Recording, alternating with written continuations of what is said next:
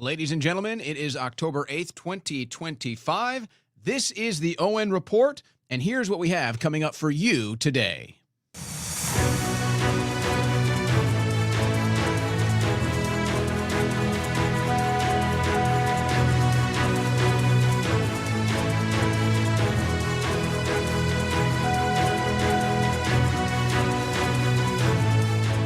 All right, despite the government shutdown, there is still a lot of action happening in Washington, D.C. right now. Now, as I speak to you, there are independent journalists that are meeting with the White House right now, talking about Antifa, their experience with the Antifa, and other such issues. So a very important meeting happening at the White House today with independent media and this administration. But a very busy day on the Hill despite the shutdown. Now, you've got back and forth between the Republicans and the Democrats in the Senate who are present right now. The House is still at recess, but the Senate is going back and forth with dueling bills and votes. Trump is making statements about the Democrats that are not helping ICE deport criminal illegal aliens, calling for them to be jailed. Well, I think we can certainly make the argument in support of that. But it's a constitutional crisis, they say. Yeah, nothing is a constitutional crisis until it gets in the way of the Democrats' narrative. But there was a sixth vote. Shutdown enters second week as Democrats block funding bill for sixth time. So they vote against the bills that would reopen the government, which I'm not complaining about. Then they go confront Mike Johnson and blame it all on him. Crazy. But the government shutdown is starting to get real. Staff shortages, airport issues, and soon a round of paychecks will not be going out. Now, they've always gotten back pay, but President Trump is saying, we're not so sure about that back pay.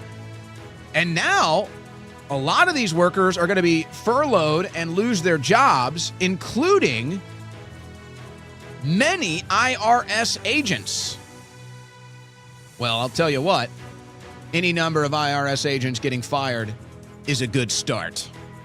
A good start. But let's not hand it all over to AI, because that's where they want to take it next. Let's just abolish the IRS, and let's just cut the taxes. Then, yes, the Epstein issue is rearing its ugly head again. Marjorie Taylor Greene getting a lot of heat on the Hill today because she wants the Epstein files released. And then there's a strange thing happening with a special election and Mike Johnson refusing to swear in the Democrat that just won. I'll explain why. But it looks like it's all about the Epstein issue, so we'll get to that. Jobs numbers, not good. Most Americans agree, a vast majority of Americans agree now that the economy is bad, on the wrong track, and yet they turn around and a Senate race in North Carolina is about to be the most expensive Senate race ever, they're saying. So the Americans must ask themselves, why is a vote in the Senate? Why is one single vote in the Senate worth tens of millions of dollars? It's because your Congress is corrupt. That's why. Yes, they're buying a vote. We all know why. So it continues. James Comey will not be perp walked. Former Trump legal advocate is scolding Pam Bondi. And then the Palisades fire, they've made an arrest. No, it wasn't climate change. They did not arrest climate change. They arrested the individual that started the fires. Yeah. And apparently he was known to be doing this type of stuff. He's looking at 5 to 10 years.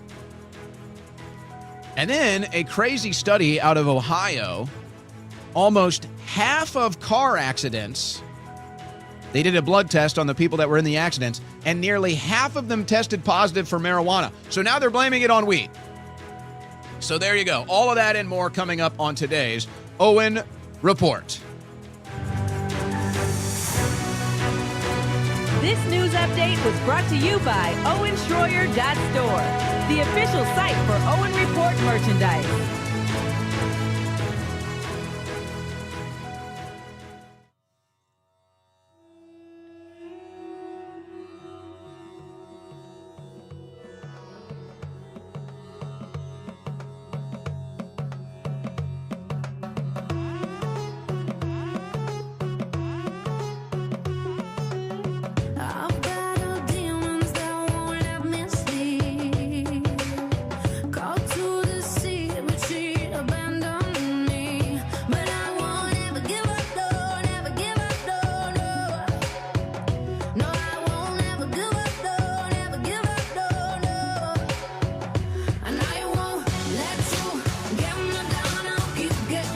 How's everybody doing today? Never give up.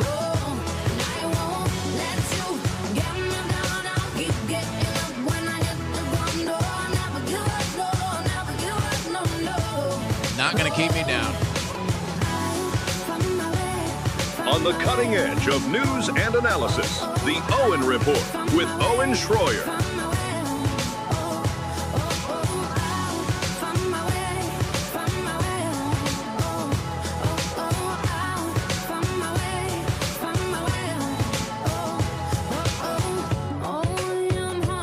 All right. I want to address a couple things today before we get into the news. And, you know, we've coined a couple phrases over the years. We've coined a couple, catchphrases, buzzwords, if you will. Some of them have stuck. And I want to make an attempt to get another one to stick here today because it's very important to understand this concept of what's going on,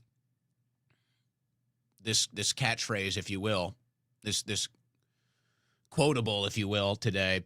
It's very important that you understand this when you are reading news, looking for news, listening to news, watching news, whatever. It's very important that you understand this because things are pretty crazy out there. And if you try to make logical sense of politics in America today, you can't. It doesn't make any sense. It's almost impossible to find logic anywhere in the political equation, at least consistently when you actually try to follow it. So what's really going on? We are in what I am going to be calling, and this is what it needs to be understood as, we are in the American pressure cooker. That's what we're in right now. We are in the American pressure cooker. What is this? The American pressure cooker is the phenomenon where the vast majority of Americans realize now that their government is almost wholly corrupted, that their government doesn't work for them, and maybe never did. And in the first election cycle of Trump and his first presidency, it became more clear that this was the case. It became more clear that the American media is just as corrupt as the American politicians. And it turns out that the American media lies to us just as much as the American government. So this was a massive realization. Trump stood up against it. He gave the anti-establishment voters a voice, a movement that actually got into the White House. So as all of this is happening, the realization and the election, the American people finally felt like we could actually do something about this. We could actually get our country back. We could drain the swamp, expose, arrest the deep state.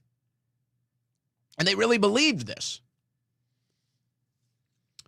And then they didn't get it in the first term, but we thought, okay, we'll elect Trump again, and maybe we'll get it in the second term. And then what happened?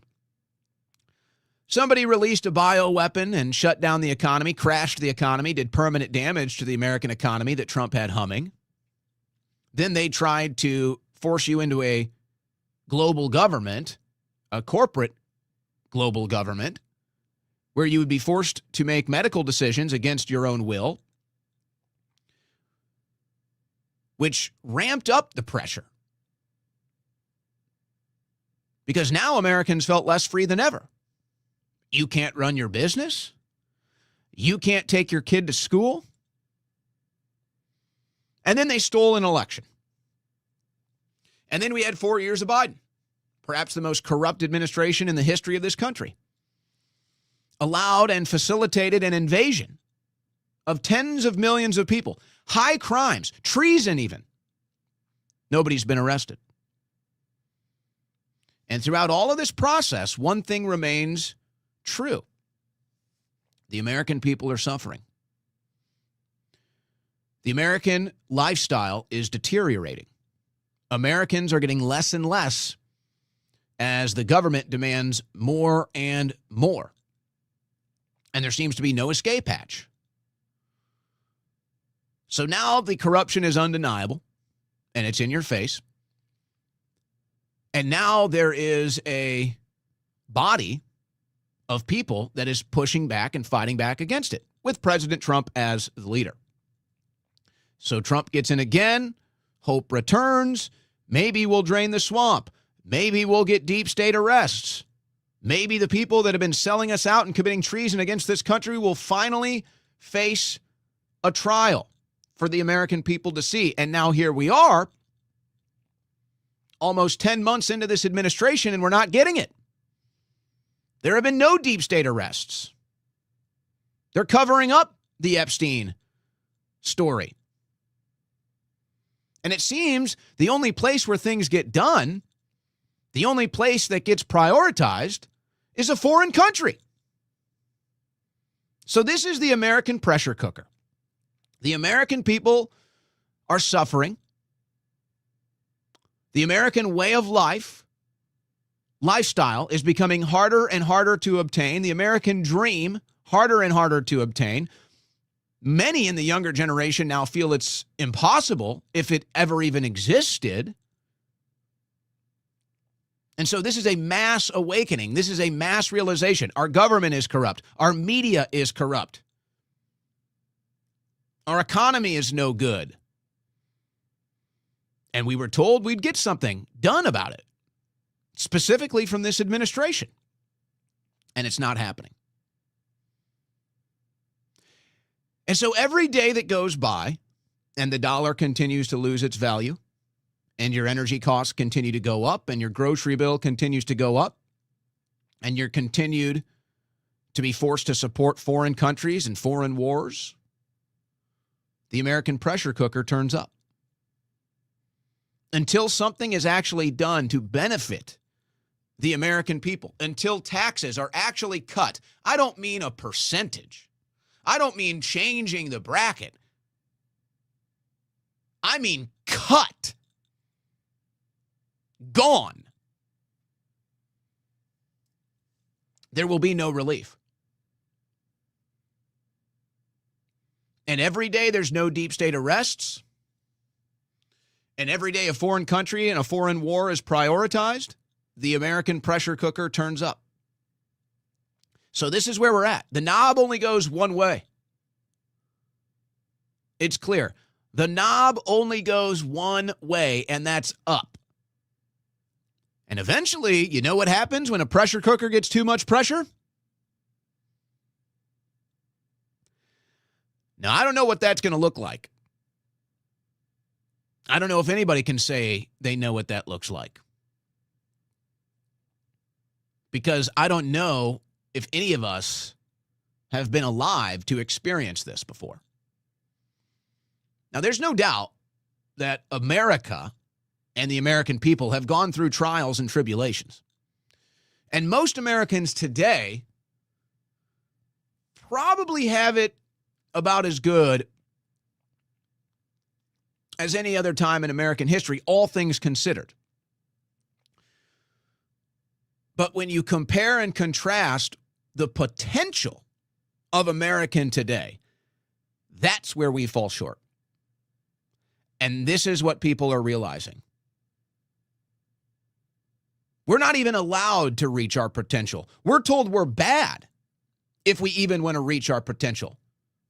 We try to reach our potential and we're pushed back down. We try to reach our potential and our hand is cut off. We try to reach our potential, and we talk about it, and our lips are sealed. So the people in D.C. and the people in the mainstream media, they'd like to ignore this. They'd like to pretend it's not happening. And maybe for the most part, that's where their head is at. They're just so separated from the average American that they have no idea that this is happening. And D.C. kind of has its own little bubble.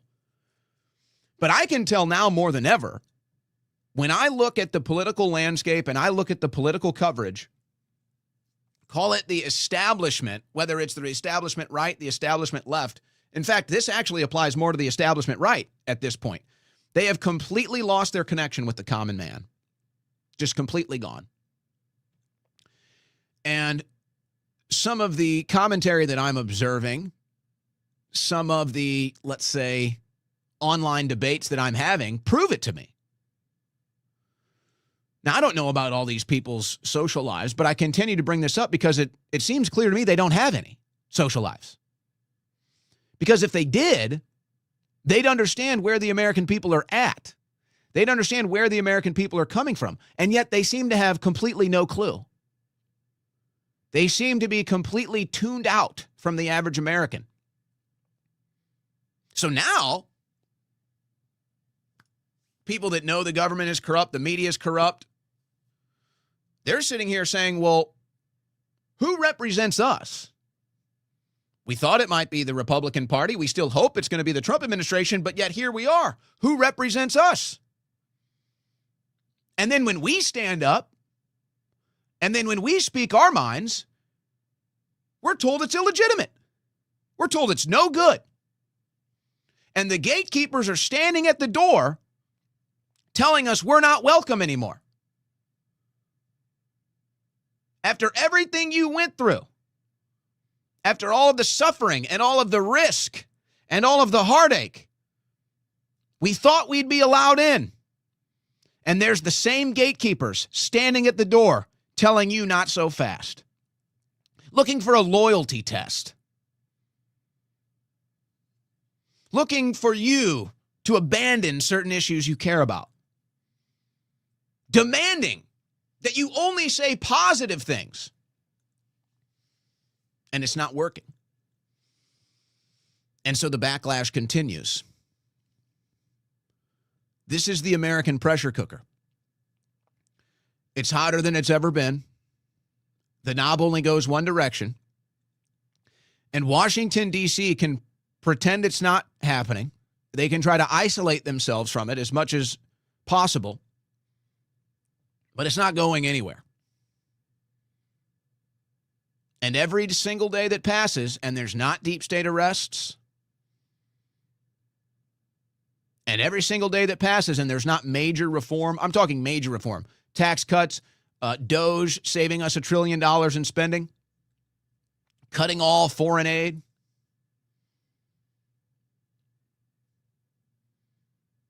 until we actually see real changes, there's not going to be satisfaction.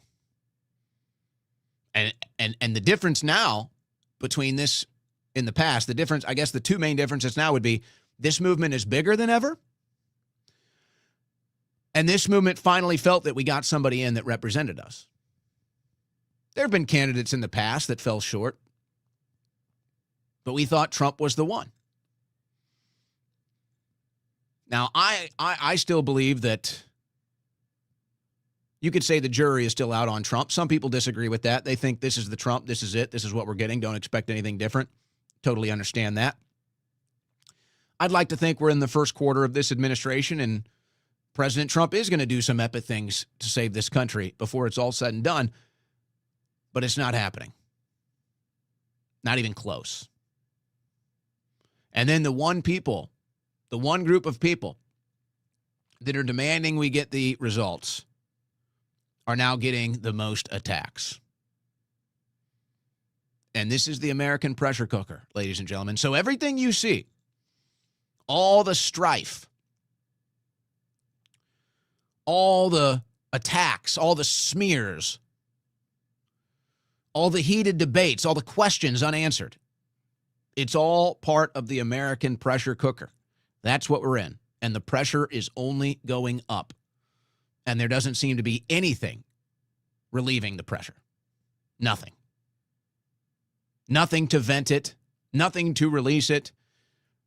The knob can't even go down, it only goes one way. And so this is the American pressure cooker.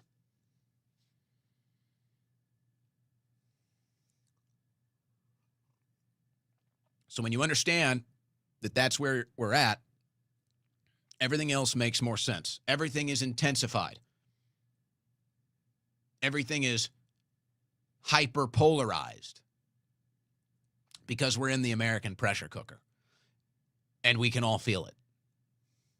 And only those in Washington, D.C., or those that get access or are part of the establishment, only them seem to not feel it. And then they're confused when they look around and they don't see that anybody likes what they're saying, anybody likes what they're doing, and they're not happy. You've completely disconnected with us. You've completely disconnected yourself from the American people. As soon as the election was over, you abandoned us. And it couldn't be more clear. And now you're wondering why people are sour and bitter and upset? Just look in the mirror. That's why. We had expectations. They haven't been met. We all agree it's the most corrupt our country's ever been. We all know Congress is corrupt. We all know the government's corrupt. The media is corrupt. What's being done? What's being done to stop the corruption? What's being done to arrest the criminals? So you can hold out hope and say, let's wait and see. Okay. But that doesn't change the reality that we're in. The American pressure cooker. And that's where we're at. All right, I want to get to maybe some of the debates that I had today on X. We had a couple viral debates happening today on X. And it actually kind of feeds into what I'm going to be doing later tonight in I guess it'll be kind of a debate with Ezra Levant. It'll really be mostly an interview is how I view it. I want to interview him. But I think it's fair to say that he takes issue with my stance on Israel. And so I invited him to come on the show to talk about it. So we're going to be doing that later tonight. But that seems to be the issue where I get the most flack.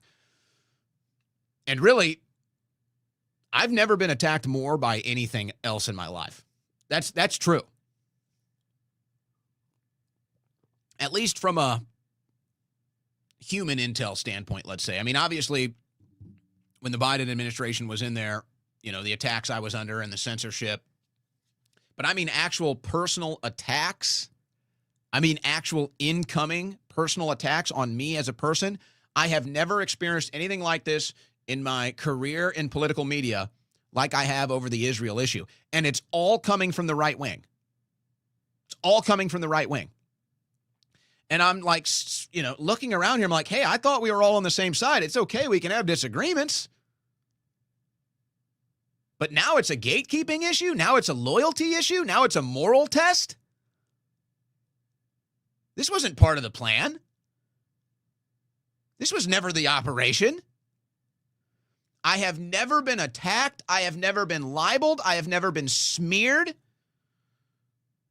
Ever like this before in my life, what I'm getting from the right wing over a foreign country.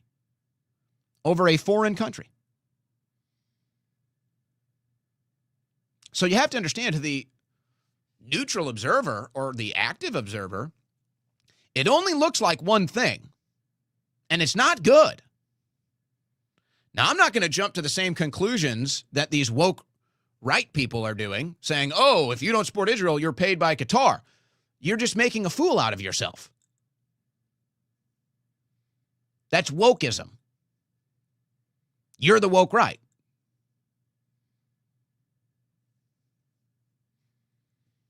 But I've never seen it. I've never seen this much vicious attack. I've never had it happen in my life. And it's all because of a foreign issue, not even a domestic issue, a foreign issue. So I'm going to get into some of that here quickly. I want to tell you, though, so this is my blackout coffee mug, and I love this thing because it matches the set. I actually got a bone to pick here, guys. You know, I am addicted to caffeine. I have no qualms about that. I embrace that. I love caffeine. I need 500 milligrams a day. But I beat my coffee addiction because the coffee addiction is like it's a little worse than just being addicted to caffeine because you're constantly reaching for the coffee. Well, thanks to Blackout Coffee, I'm now addicted to coffee again. And I blame that entirely on the Blackout Coffee Company because their coffee is so good. What's even worse is, because I told you I threw out my coffee machine. That's how much I was trying to beat this addiction. I got a new coffee machine in, and I guess it's like, I don't know, they make these fancy coffee machines now, and it's got an espresso thing and a coffee thing. I can't even, I guess I'm like an idiot with a coffee machine technology. I can't even get it to make a cup of coffee. So I'm like, all right, Blackout Coffee's instant coffee, it might be the greatest thing I've ever had in my life. I'm on number 3 with the instant coffee today. This stuff is unbelievable. You can control how much you want, so you can kind of control the flavor. I did a double dose to really get a bold flavor. I'm telling you, it's a game changer. I don't know. Have I been missing out on this since I quit drinking coffee? Is this like a thing? Instant coffee. I'm telling you, Blackout Coffee, all their coffee is great. I really like their espresso dark roast. The instant coffee from Blackout Coffee, folks, I'm telling you, if you're a coffee drinker and you're constantly on the go and maybe you don't want to fiddle with making a pot or whatever, instant coffee, Blackout Coffee, I'm telling you right now, this stuff is so good. Blackoutcoffee.com, folks. Get your instant coffee. And it's like, it's a pretty, I mean, the box, because, you know, people, they sell you these products and they put it in a box and then like half the box is like air. You know what I'm talking about? They sell you a product and then half the box is actually empty. They stuffed as many of these single coffee packets, instant coffee packets into this box. It's like, it's about, you open it, it like explodes with instant coffee packets. So thanks, Blackout Coffee. I'm addicted to coffee again, and it's even worse because of your instant coffee. So I blame you for that. Hopefully it doesn't ruin my beautiful smile, because that would be no good. But that's our sponsor, blackoutcoffee.com. Really appreciate them. All right. So he addressed the American pressure cooker. Let's address some stuff that went on earlier today. Here, you guys want to see? Let's see if our camera that's been causing us issues is still working today, shall we?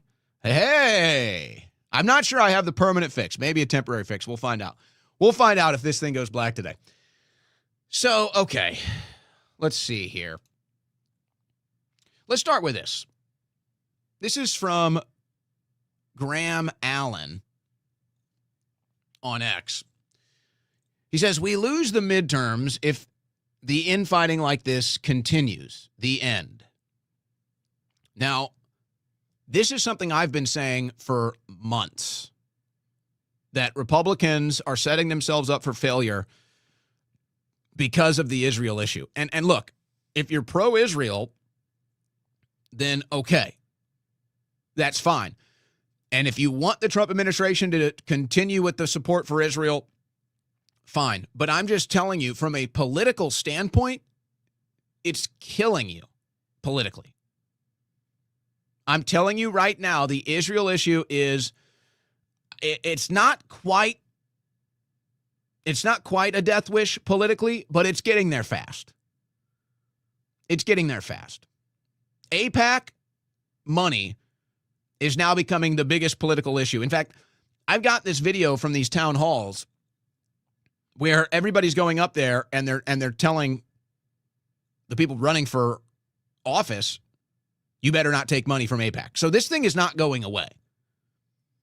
So it's like, if you're going to do the Israel support thing, at least just be quiet about it. At least just like, hey, don't make it front and center. Just kind of slink it under the desk and just, keep it on the down low. But no, they're going all in and they're telling you it's all about it. Now, the good news that there's two things that could balance this out for the midterms. One, the redistricting, because really Democrats have never been this popular. They just steal elections. They have many different ways they do it. Gerrymandering is one. So the redistricting could stop the Republicans from losing the House. And then just the fact the Democrats are so unpopular and to most people just look like complete idiots at this point. So people might not want to go vote Democrat. But I'm telling you right now, the numbers will not turn out for Republicans in the midterms. One, because Trump is not on the ballot. And two, because it's almost impossible to find a Republican that isn't loyal to a foreign country. And it's going to be felt, it's going to be seen probably for the first time more than ever in the midterms. And it will eventually bleed into the presidential elections, but we won't get that far. So Graham Allen is noticing this too. But infighting, what are we talking about? Are we talking about issues over taxes? Not that much. Are we talking about issues over deportations? Are we talking about issues over other domestic policies? No. What is the infighting really about? It's about a foreign country. It's about foreign causes. Now, why? Why would you want to do that? Again, if you're pro-Israel, if you believe in the Israel cause, first of all, you should probably wake up and realize that Netanyahu is not doing any favors. But whatever, that aside. How can you be upset at people on the right wing, supposedly the conservative movement? How can you be upset with people and say you're going to cost us the midterms because you're not loyal enough to a foreign country? How can you even rationalize that?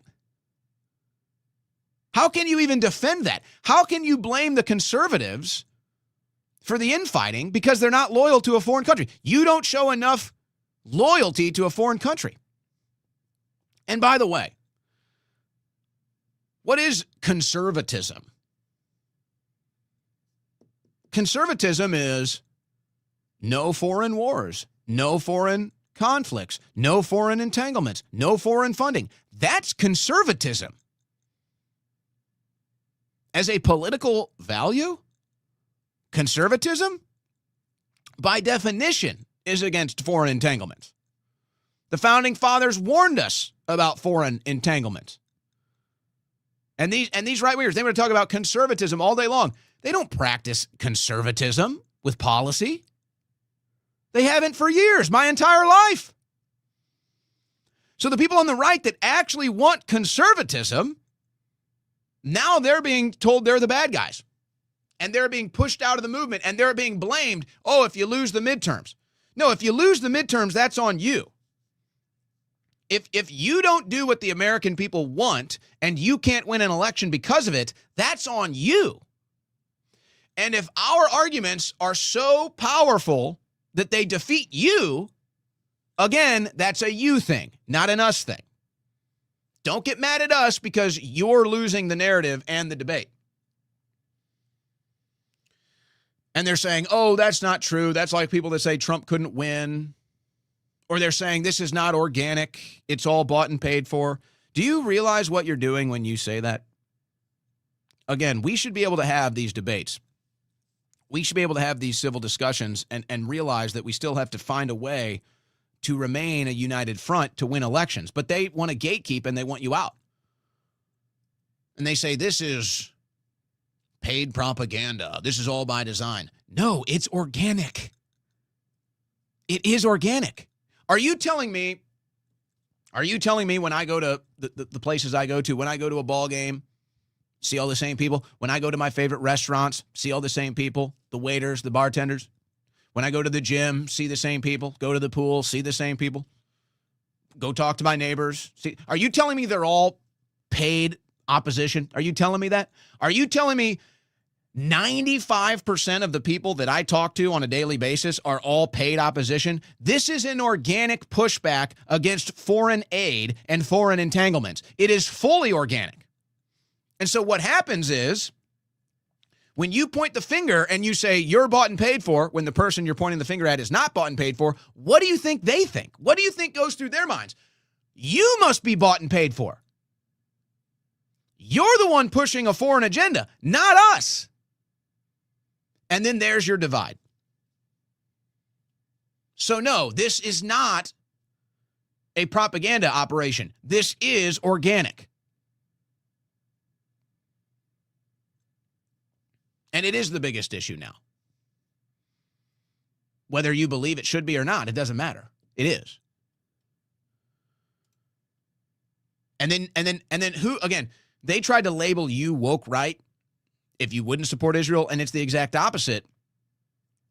Study the mannerisms, study the language, study the words they say, the things they do. Like Will Chamberlain, who's always kind of been an establishment neocon type anyway, he says, denaturalize and deport Candace Owens. Hey, if you don't like what Candace Owens is doing right now on her show, fine. If you don't like the way she's handling things, fine. Fine. Denaturalize and deport Candace Owens? You sound like a woke tard. That's wokeism. That's peak wokeism. And this is what they're doing. All the signs of wokeism. Name calling. Smearing. It's exactly what the woke left did to us. Now the woke right is doing it and calling you woke. So then I get into it with Dinesh D'Souza. Many of you probably saw this. Let me see if I can put this on the screen. Let me see here.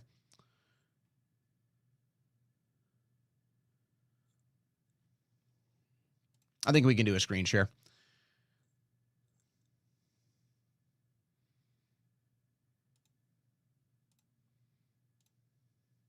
Yeah, there we go.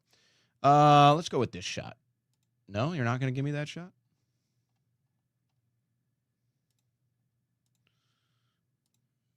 They'll let me have this shot, huh? They'll let me have this shot. All right. So I put up this statement after just watching this conversation on X all morning. It's got almost 250,000 views now. So is American politics just Middle East slop now? Guess we've given up the MAGA, Doge, deep state arrest, restoring justice, you know, the whole saving America thing. Now it's just theological and Middle East slop. Zero effectiveness, zero American purpose, zero vision, just slop. I mean, that's what it feels like. It feels like I'm in a Middle East political bubble and it's Jews, Muslims, Jews, Muslims, Jews, Muslims, Jews, Muslims. I'm an American. What are we doing? How is the Jew-Muslim deal going to save America? In case you haven't noticed, these two groups of people have been fighting for thousands of years. Okay? Thousands. And it used to not be involved in American politics at all. And the country was doing just fine. And now this same old, centuries-old holy war is dragging us into the depths. And now it's a debate about was Jesus Jewish or was this Jewish? And the Muslims want to kill you, and you need to hate them like we hate them. I don't want anything to do with it. And by the way, that's where most of America stands. We just want nothing to do with it. Israel can handle its own business. I don't want involved. That's where most Americans stand. So Dinesh D'Souza, who's been, the thrust of his work lately has been all about Israel. And I like Dinesh, and I think it's very important too. And I'm going to express this later with Ezra Levant. We have to be able to get along and have heated debates. We have to. I like Dinesh D'Souza. I disagree with him on this issue.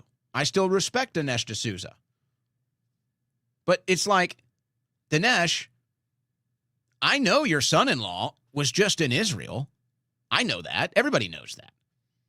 All things considered, your son-in-law is probably a good congressman, probably a great person. But don't sit here and browbeat me, an American citizen, which, by the way, for whatever it's worth, it should be worth something, I guess. Let's see. My family, the Schroyers, have been here since the 1600s. I have military on both sides of my family. And I'm going to get browbeat by Dinesh D'Souza over support for a foreign country? So he says, who started this? Your faction of Israel-hating and Jew-hating people did. You divided MAGA. You are undermining Trump and creating a generational wedge between older and younger MAGA supporters. So you are bemoaning your own handiwork. Me? You think I did this? You've lost your mind. This is like a liberal calling you a racist for not supporting DEI. That's what this is like. First of all,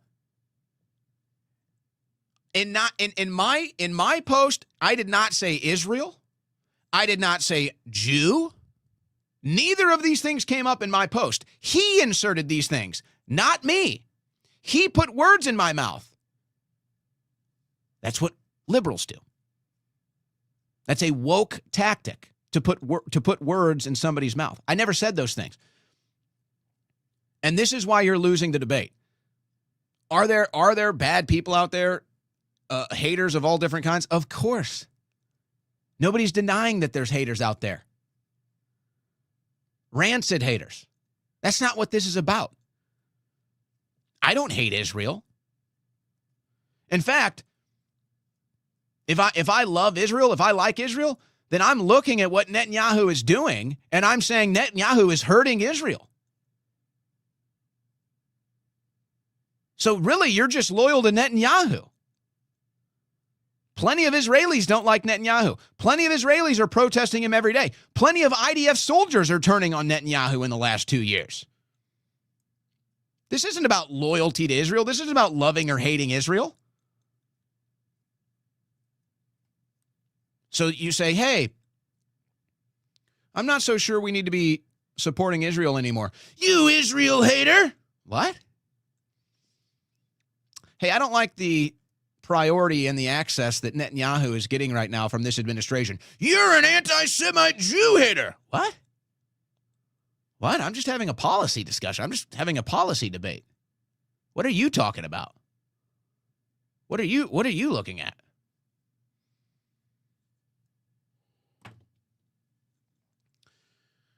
But this is why they're losing. Because they attack you just like the woke left.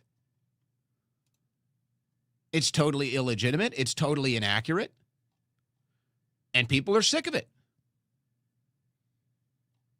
That's what I'm saying. When you point at someone and you say, you're a Qatar agent, and they're not, what do you think they're thinking now? When you point at someone and you say, you're an anti-Semite, and they're not, what do you think they're thinking now? You're just the woke right. You're just as brainwashed as the woke left. We're trying to have a real conversation here. You can't do it. And it is a religious thing, by the way, just like the woke left and their gender ideology and their climate change and everything else. It's like a religion now.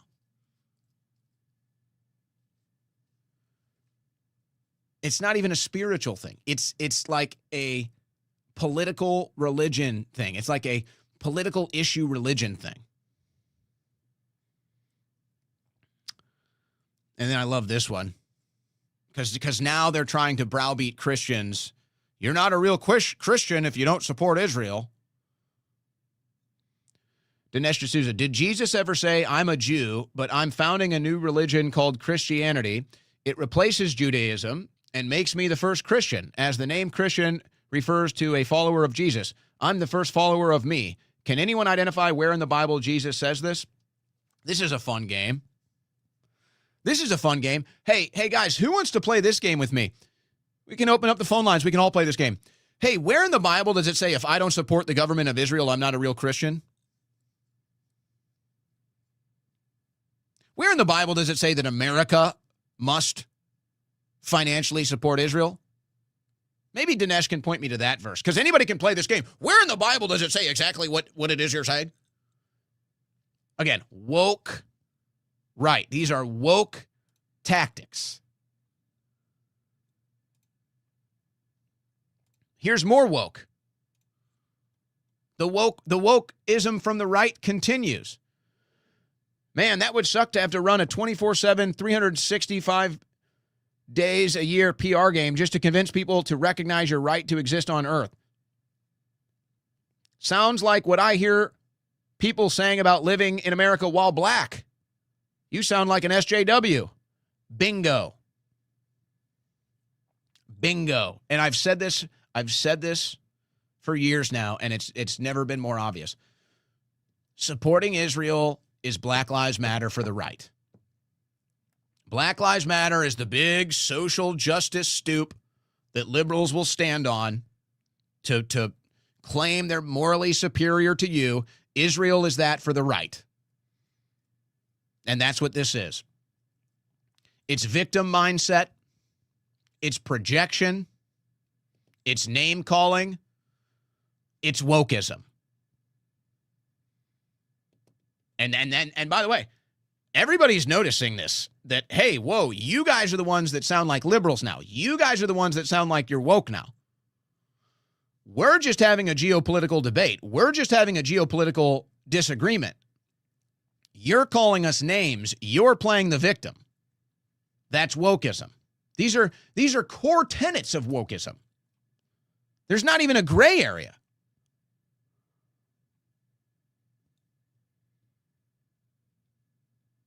Look at this one. I mean, honestly, if you're like actually anti-Israel, then these people are helping you. You have to like these people so much because they're making Israel look so bad that, yeah, support for Israel will be gone in the next decade. It'll be virtually zero. So really, these people think they're helping the cause. You're hurting the cause. Just like the woke left. Just like the woke left hurt the Democrat Party, the woke right is hurting their daddy, Israel. So the woke left's daddy is the Democrat Party. The woke right's daddy is Israel. And now the Democrats are saying, geez, the woke has really hurt us. Eventually, you'll see your woke is hurting your issue as well. I can't believe some of you have allowed Muslims to convince you that Israel, not Islam, is a threat to the West. Well, who convinced me Islam is a threat to the West? But I don't talk. This is what I'm saying. I don't have a Muslim in my ear. I don't talk to Muslims. I know maybe like 3 Muslims. They don't talk about being Muslim. They don't even talk about geopolitics, really. I don't have a Qatar. I've never talked to anybody from Qatar. I don't know anybody from Qatar. So you're a Qatar agent. What are you talking about? The Muslims have deceived you. What Muslims? What? Where are the Muslims? Are there radical Muslims that are crazy? Yeah. They're crazy in their own countries too. It has nothing to do with what we're talking about. It has nothing to do with conservatism. And then this guy takes it a step further. Daryl B. Harrison. It's not that they are convinced, but that they are cowards, afraid to stand up to Muslim intimidation, so they fold like chairs out of fear, seeing that as a better alternative to facing the consequences of telling the truth. What are you talking about? Again, I have never been more attacked in my political career, ever, than I'm being now, because I don't want our country to financially support Israel. That's it. That's it. Because I don't want Netanyahu coming to our country and making demands. That's it. I don't want a foreign country and a foreign entanglement prioritized over the American people. That's it. That's it. And I'm the coward when it's the most risky position you can take and everybody knows it now? Look at the attacks you get. I could sit here, I could attack Muslims all day long, and I would get no pushback. There's no intimidation. But I make one comment that I don't want to support Israel anymore, and look what happens. The most attacked I've ever been in my political career. I get more attacks than I've ever gotten from the left, ever, on this one issue. And you're going to say I'm a coward? That's what I'm saying. Keep it up. Keep it up, and you're actually going to permanently destroy your cause. That's the truth. You will permanently destroy your cause. Now, I've got some other clips because, Netanyahu continues to do the media tour in America. And that's because that's the most critical It's the most critical country for Israel is America, at least as Netanyahu sees it. He wants to keep the money coming in. He wants to keep the support coming in. So he addresses the American media more than he even addresses the Israeli media. And yes, he did just go on with Netanyahu. Dinesh D'Souza went on with Netanyahu.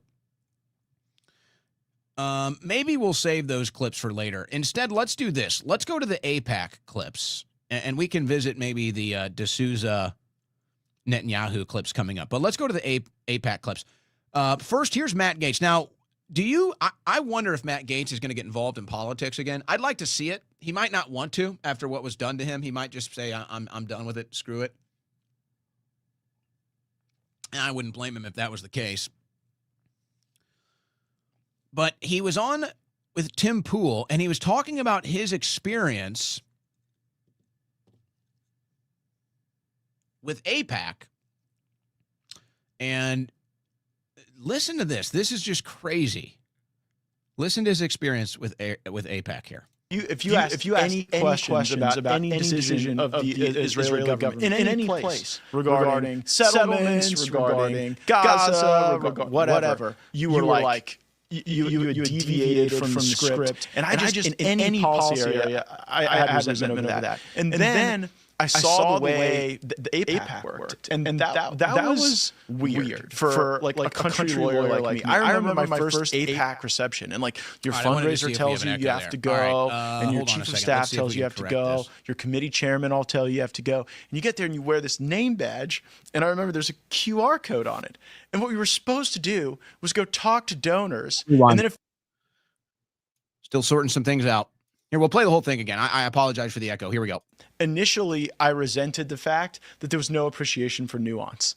Like if you asked any questions about any decision of the Israeli government in any place regarding settlements, regarding Gaza, whatever, you were like, you had deviated from the script. And I just, in any policy area, I had resentment over that. And then I saw the way the AIPAC worked, and that was weird for like a country lawyer like me. I remember my first AIPAC reception, and like your fundraiser tells you have to go, and your chief of staff tells you have to go, your committee chairman all tell you have to go, and you get there and you wear this name badge, and I remember there's a QR code on it, and what we were supposed to do was go talk to donors, and then if they liked you, they scanned your QR code to make a donation like on the spot.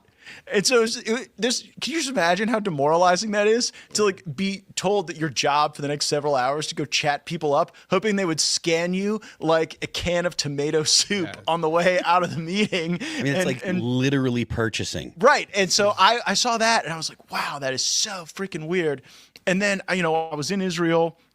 I went multiple times, and I did not like the fact that I found someone in my room rooting around in my stuff that should not have been there at the King David Hotel when I came back to my room when no one was expecting me to be back in my room.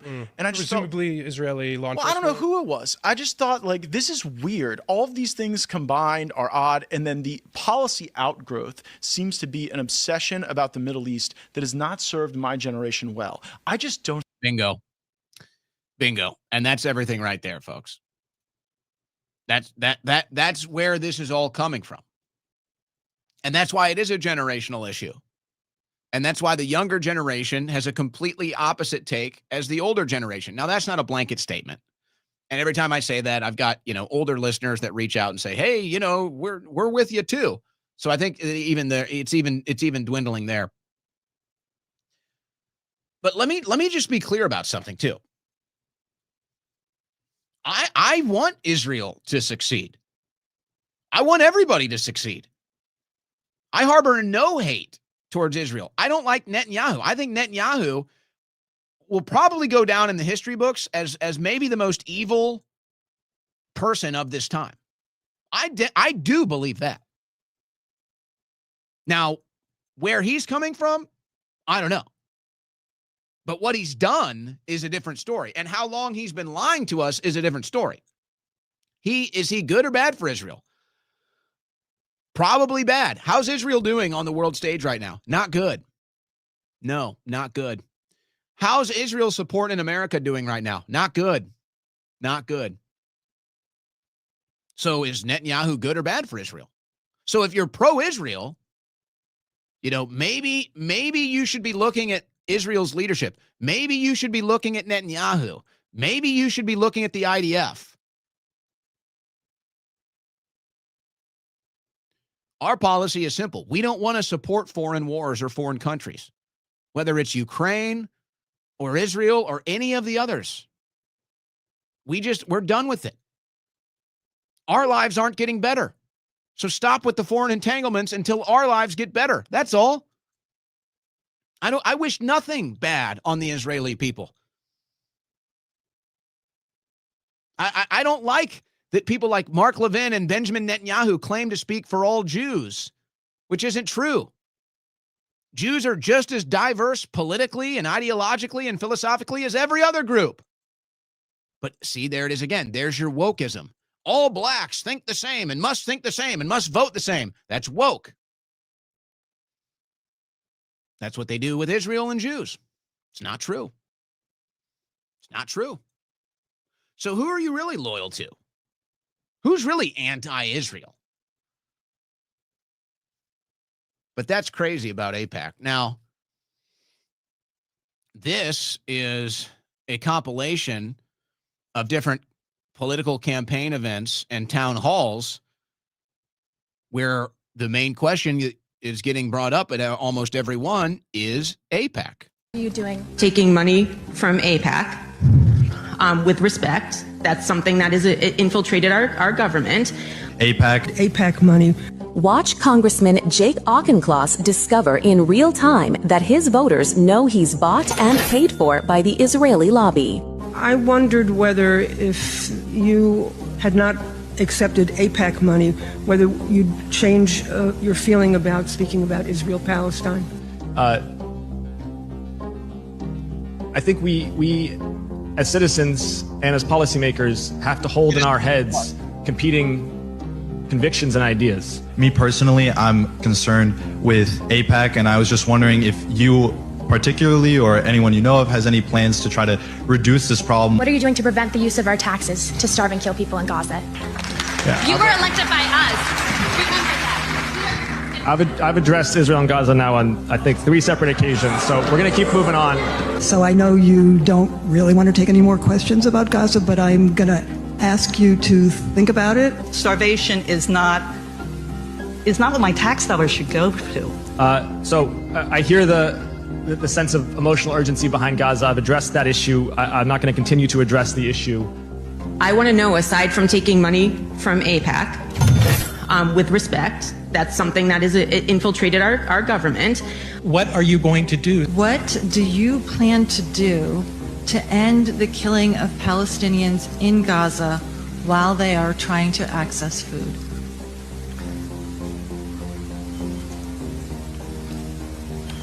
I've addressed the Gaza issue on numerous times. So you don't plan to do anything to end the killing of Palestinians? Do you believe killing children and civilians in the name of strategic defense is ever justified?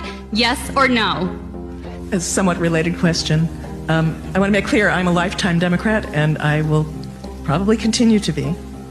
But I also feel that all 3 branches of our government are betraying the people of the United States right now. This issue's not going away, folks. It's going to be the biggest issue in the midterms, and it's going to carry over to the presidential election. Do not doubt me on this. Bookmark it, guarantee it, signed, sealed, and delivered right here from the Owen Report. Guaranteed. Guaranteed. And the more you try to push back with the woke tactics, the worse it's going to get. The worse it's going to get. And the more this administration prioritizes it, the worse it's going to get. But the issue's not going away. We hit the end of the first hour. We're going to come back, get to these news headlines, and much more. Don't go anywhere. You're listening to the Owen Report on the Win Network.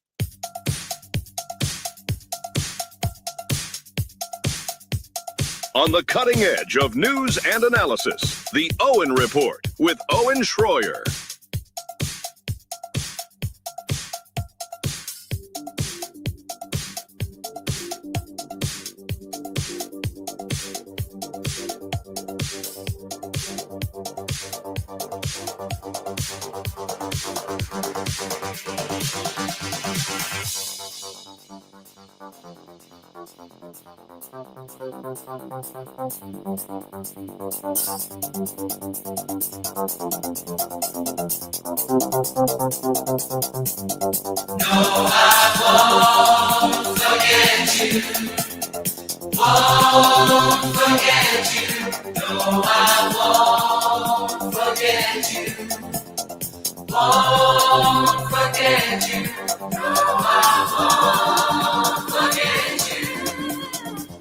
Extra dimensional and multi-universal. Here's your host, Owen Schroyer.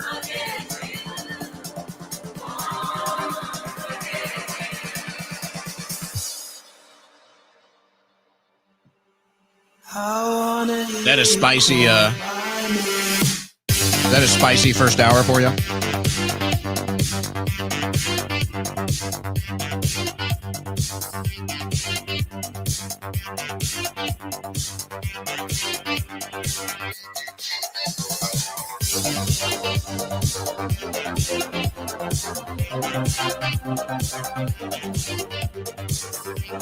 Is that controversial? Was that first hour controversial or something?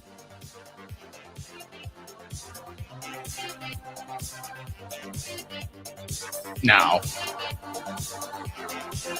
We're all very comfortable right now. I hope we stay comfortable. But you know, the winter months are coming up. Cold weather will be here before you know it. And what I realized is that when the power goes out, it's really cold because your heater's not going on. And unless you got a nice fireplace there to sit by, then you're going to have problems. So if you have no way to keep yourself and your family warm, that's crazy. That's crazy. So I suggest the Vesta off-grid space heater from our friends at My Patriot Supply. It's a space heater that doesn't use electricity. It runs on something called canned heat, which is an indoor-safe fuel. With a Vesta stashed in my closet, I know we can keep warm no matter what, and it doubles as a stove to boil water or cook food, which is pretty good, especially considering if you're in an emergency, you might not have access to such a thing, but you will with the Vesta space heater. Now, this is available right now at mypatriotsupply.com, mypatriotsupply.com/Owen. The best part is you can get a Vesta and a bunch of other free gifts right now when you order the Winter Prep Special from My Patriot Supply. This offer won't last long, and neither will this nice fall weather. So go to mypatriotsupply.com/Owen. That's mypatriotsupply.com/Owen today. This is something that you'll need. This is a must-have for any house when it comes to emergency preparedness. But we also hope that you will support our sponsors for keeping this show free and independent. All right, let's get into the news here. We got some stacks on the desk. We'll get into the news. We may go back into that topic at some point. I don't think there's really anything in the news on that today. Trump administration live updates. Dueling bills to end shutdown fail in Senate again. Leaders of labor unions representing hundreds of thousands of federal workers urged Congress and Trump on Wednesday to negotiate a spending plan that would reopen the government, which has been shut down for a week. Now, you notice that Trump is remaining pretty silent on this. I think it's a strong move. I think it's a smart move from Trump to remain silent on this. Just don't even talk about it. Talk as little about the government shutdown as you possibly can. And I know that Republicans and Democrats, they both like to play this same game where there's a shutdown and they point the finger at the other people and they, say, oh, this is the Schumer shutdown. But they haven't really been even pushing that too much because people like the shutdown, actually. At least the concept of the shutdown. They don't like the government. And anything that limits the government or closes the government, that gets positive reviews. So I wouldn't even let the Democrats really take that victory. But nobody in D.C. sees it as a victory. So, it's this disconnect between D.C. and the rest of the country. that we continue to see. But there is going to be some real impact felt now. But Trump is saying, you know what? Maybe we're just going to fire you permanently. We're going to fire a bunch of IRS agents. Hey, good. We're learning what we need and what we don't need with these government shutdowns. Most of it we don't need already. Most of the government still operates, so it's a fake shutdown. But I think it's been pretty smart for President Trump to kind of just not talk about it, not go too much into it, and just let it happen and say, oh, yeah, well, whatever. It's government shutdown. It's fine. But Senate Republicans confirm more than 100 Trump nominees as government shutdown continues. So the Republicans are working, getting things done here. The House is still at recess. Johnson has kept the House away. And here's why. At least this is the belief as to why. Scary precedent. GOP blocks Representative-elect Adelita Grijalva from taking seat amid Epstein files fight. So I'll read some of this here, but now remember, so Johnson will not confirm this representative-elect from Arizona. Johnson refuses to confirm her, and he's saying it's because of the shutdown. But as we just read, Senate Republicans confirm more than 100 nominees as government shutdown continues. So they could do it if they wanted to. They don't want to. So Johnson is saying we can't because of the shutdown. He's keeping the House at recess while the shutdown is happening. They're getting your House of Representatives is getting a nice extended summer vacation. It's very nice for them. Into October now. That vote, that one single vote, will be the swing vote on releasing the Epstein files. So the chatter is Johnson is stopping her from getting sworn in so that she can't vote to release the Epstein files. And maybe that's why Republicans are awfully quiet about the shutdown right now, because maybe they like it. They don't want the Epstein files to come out. So, hey, keep it shut down. Don't swear in the representative-elect, and we can continue to cover up the Epstein files. So what do you think about that? What do you think about that? Ro Khanna, that's whose bill it is. If she added her name and voted on it, it would trigger a vote on California Congressmember Ro Khanna's bill for the public release of the files related to the federal investigation of sex trafficker Jeffrey Epstein. Ro Khanna said she needs to get sworn in today. The House is breaking precedent and depriving people of who they voted for. This is an incredibly scary precedent to set. If you don't agree with the politics of the speaker, then they can keep you out of your duly elected office. Is Mike Johnson, and maybe even the Republicans to an extent, do they want to keep the government shutdown just to keep the Epstein files from being released? Is that a stretch? Maybe it's a stretch. But yet, you can't ignore it. They could get her sworn in. They could swear her in, but they know as soon as she's sworn in, the Epstein files are going to get voted to be released. So maybe there's a strategic reason why Mike Johnson refuses to do it. And this has been such a betrayal of Trump's voters.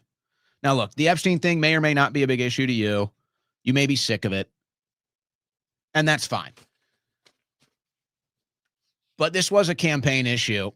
This was a big issue for a lot of Trump voters. And now they're being told it's a hoax and you're not going to get anything. That's not sitting well. And it does look like this is a political tactic to stop the files from coming out. And maybe that's why the administration and the Republicans are really so silent on it. When normally they'd be screaming and blaming this on Chuck Schumer all day long. This time they're relatively silent.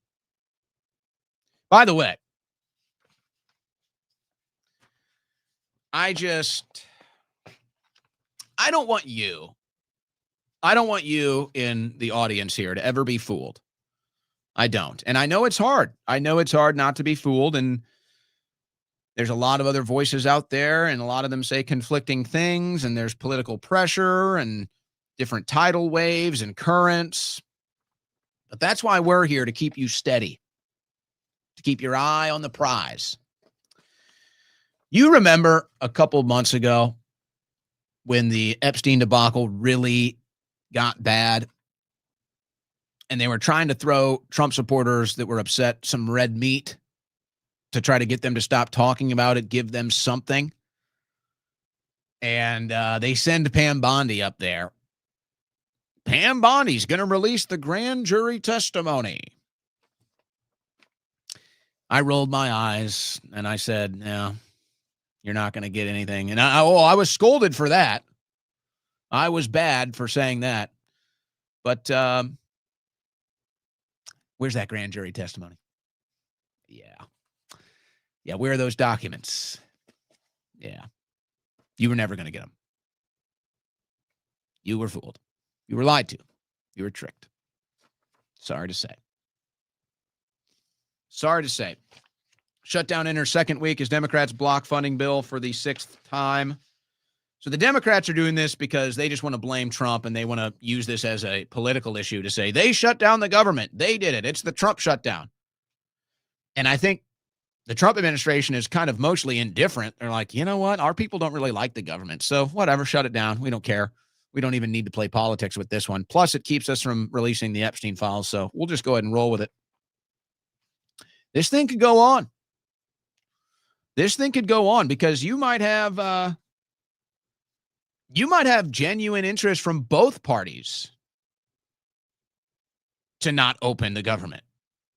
Republicans don't want the Epstein files released. Democrats want to attack Trump. They want the bad headlines.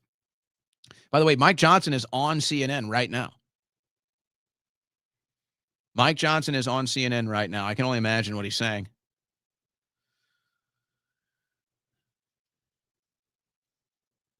This thing could go on. Senators Mark Kelly and Ruben Gallego confront Speaker Mike Johnson outside of his office. They got into a confrontation today after they staged a surprise press gaggle outside Johnson's office because he refuses to have Representative-elect Adelita Grijalva sworn in. Mark Kelly from Arizona, a dirty Democrat. The guy who works in this office right here is keeping all of his Republican colleagues and his caucus on an extended summer vacation. He will not come back to negotiate with us. We are ready, the Democrats told reporters outside of Johnson's office. So, yeah, the Democrats are going to withhold the votes and keep it shut down to blame Trump.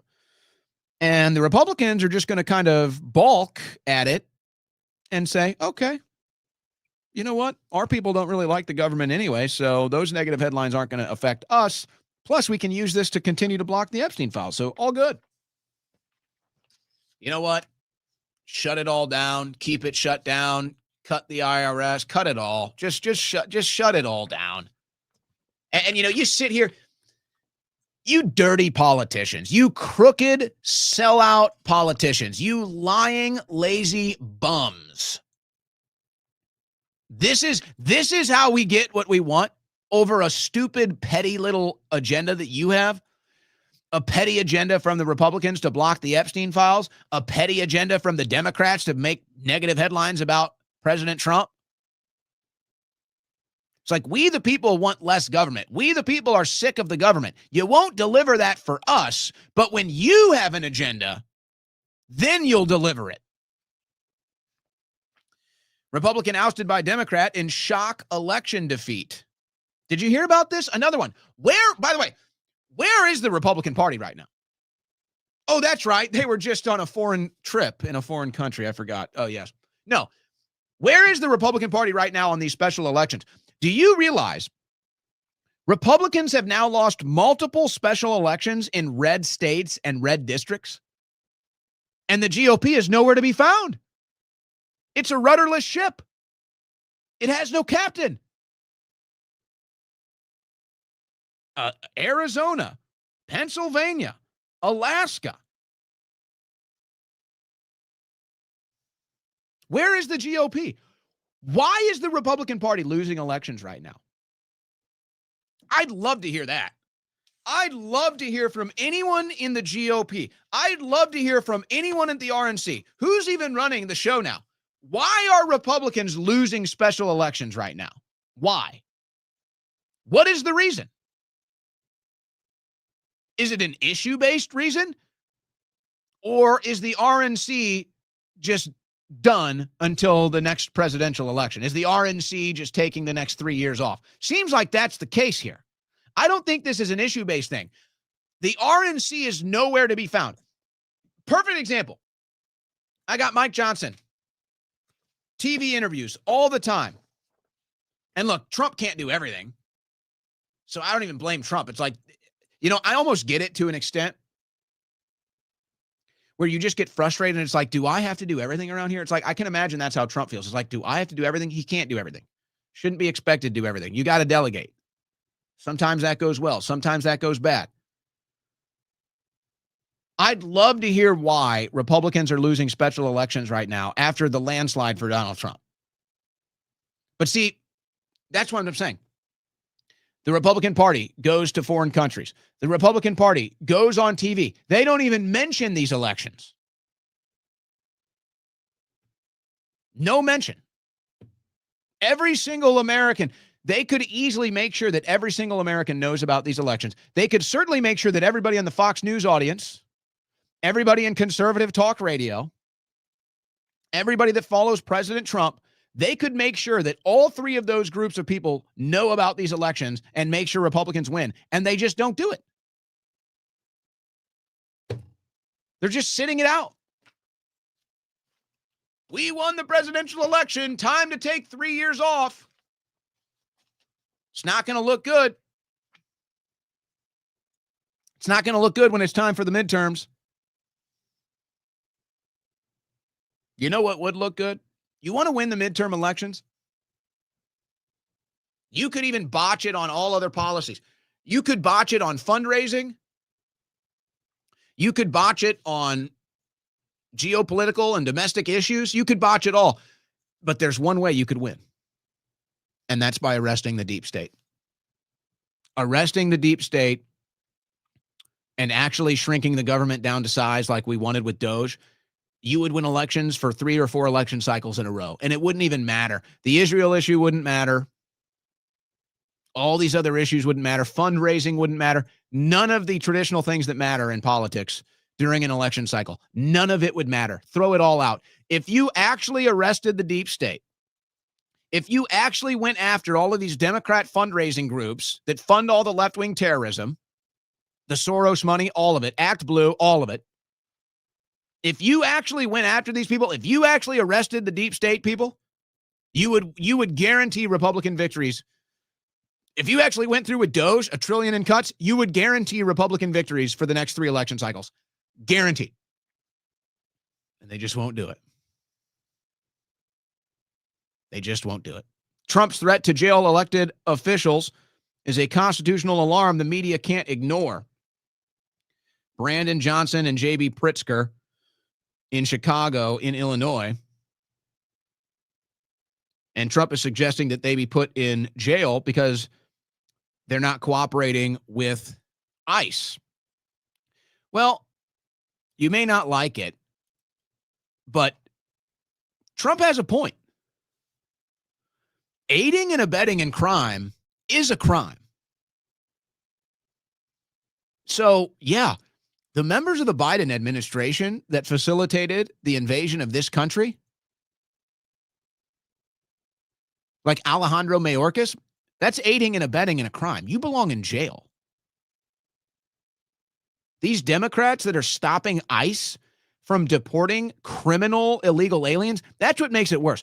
We're not talking about, now look, a lot of people they're trying to deport a lot of people, but they're getting the worst criminals. And a lot of them are in Chicago. And that's why a quarter of FBI agents are assigned to immigration enforcement. A quarter of the FBI is assigned to immigration enforcement because they're going after the worst criminals. They're going after really bad guys. Trump says Chicago mayor and Illinois governor should be in jail for failing to protect ICE officers. Oh, yeah, they're under attack. I forgot about that. They're getting, these leftist groups are attacking ICE officers. And J.B. Pritzker and Brandon Johnson are letting them do it. And they're telling the local police, the state police, they're telling them to stand down. Let ICE get attacked. How is that not aiding and abetting in a crime? That's what I'm saying. It's ludicrous. We, the American people, have to sit here and watch this crap, and nobody ever gets arrested.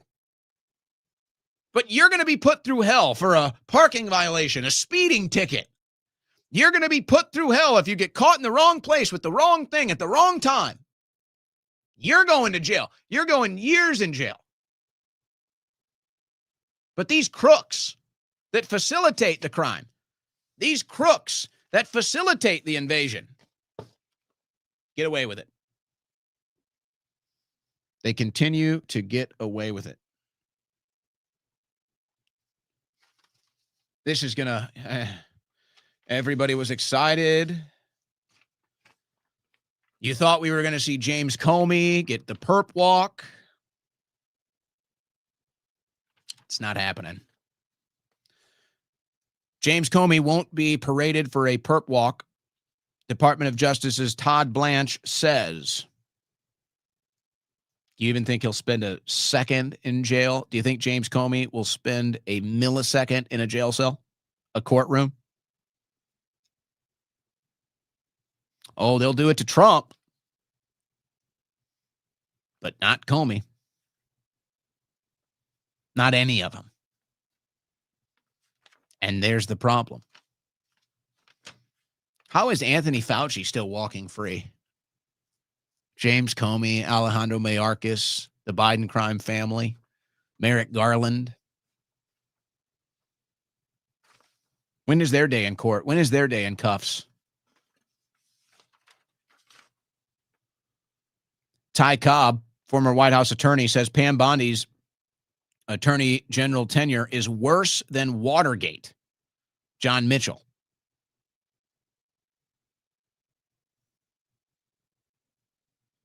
You know, part of me in the aftermath of Pam Bondi's hearing this week, I wouldn't say I felt bad, but it was like, she's up there against this Democrat scum, and it's like, it's hard to go against her.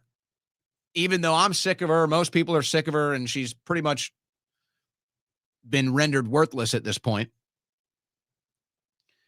So, you go a little hard after her, but it's just like at the same time, she's up there just dealing with absolute scumbag liars. So it's like there's a no-win situation there.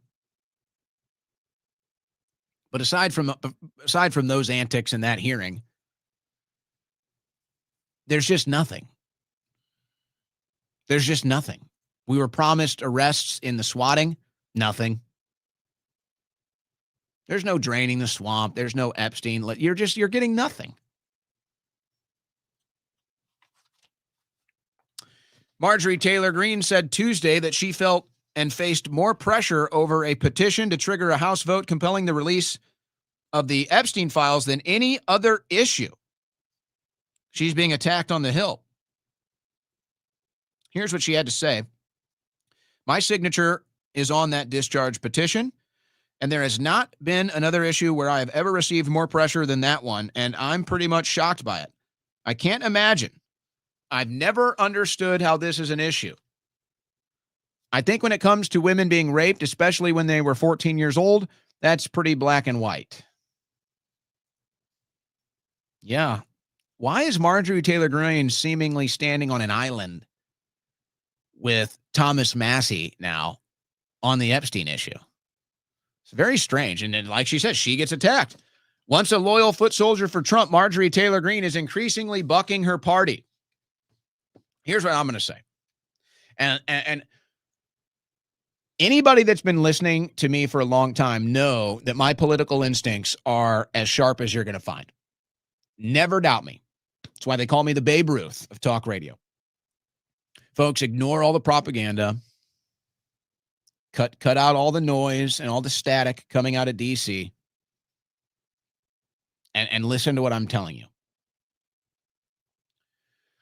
The same people on the right that tried to stop Donald Trump from getting the nomination, the same people on the right that said Trump could never win, the same people on the right that tried to keep Donald Trump from becoming president are the same people that are attacking Marjorie Taylor Greene. They are the same people that are attacking Thomas Massie. And they are the same people that will attack you if you dare say anything about Israel that they don't approve of. So what am I saying? What I'm telling you is the future of the Republican Party is Thomas Massie and Marjorie Taylor Greene. That's the future of the party. Now, they might not end up being the names and the faces, but that's the direction the Republican voter is headed. That's the direction Republican culture is headed. And it's an unstoppable movement because it's just time. That's all it is time. And it's only going one direction. So just remember that.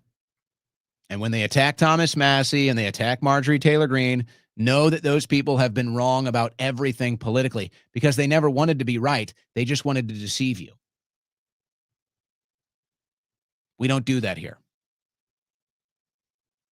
And we won't. And we won't let you down. And I don't understand why. I mean, I guess I get why. Because they think it's politics as usual, but it's not. We're not in politics as usual territory. The American people are more politically informed and active and involved than they've been in my entire life. So it's not politics as usual where you can brush this stuff under the rug and pretend it's not happening. So when you say the economy is doing good, it's not. It's not doing good. And you're insulting Americans that are struggling. The unofficial jobs numbers are in, and it's not good. The only marker where the economy is strong right now is Wall Street. That's it. So I get, Trump kind of has a New York City Wall Street mindset. So he sees that and he thinks everything's great. It's like 1% of America is even in the stock market, and 1% of that 1% makes money in the stock market. So no, that does not mean the economy is good at all. In fact, there's so much insider trading happening right now. The rich are just getting richer. It's insane, folks. It's insane. Like, wouldn't you like to know when these deals are getting signed? Who knew that Trilogy Metals was about to sign a big deal? Who knew that AMD was about to sign a big deal? Who knew that Intel was about to sign the big deal? Those that knew made tons of money. Tons. And if you got in late, or you got, the public information available and you came in just before, you could have done well too. Nearly 70% of Americans think the economy is on the wrong track, and even more think it's a bad time to buy a house. Oh, it's a horrible time to buy a house. I won't get into my personal story here, but, I was looking at buying a house. I was looking into the market. Holy smokes. Holy crap. Interest rates are insane. The market is just insane. Especially if you own a house. You're getting killed. You're getting killed if you own a house. You're getting killed if you try to buy a house. And that's one of the biggest things for the American people. That's one of the biggest things for the American dream, to own a home, and they make it impossible.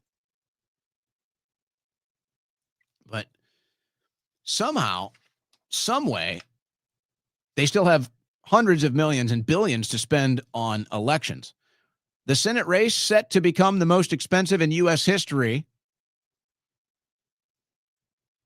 Democrats do not have a path to winning back the Senate without taking North Carolina, and they cannot win North Carolina without a massive war chest. The good news for the party is the battle for the seat is being fought by Roy Cooper.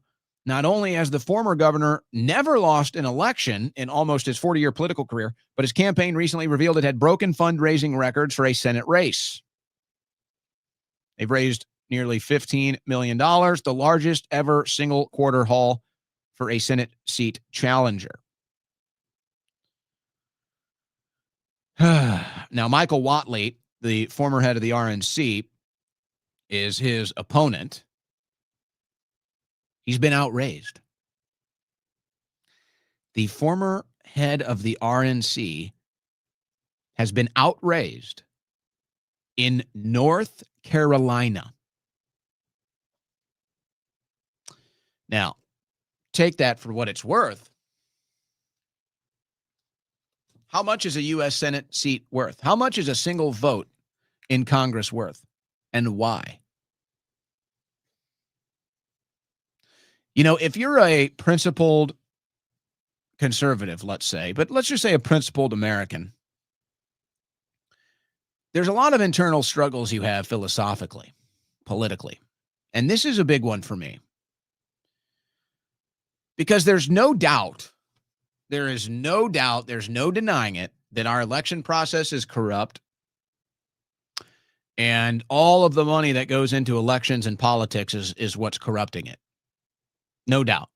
I don't think anybody would deny that. So, do you have campaign finance laws? Do you cut all campaign financing altogether?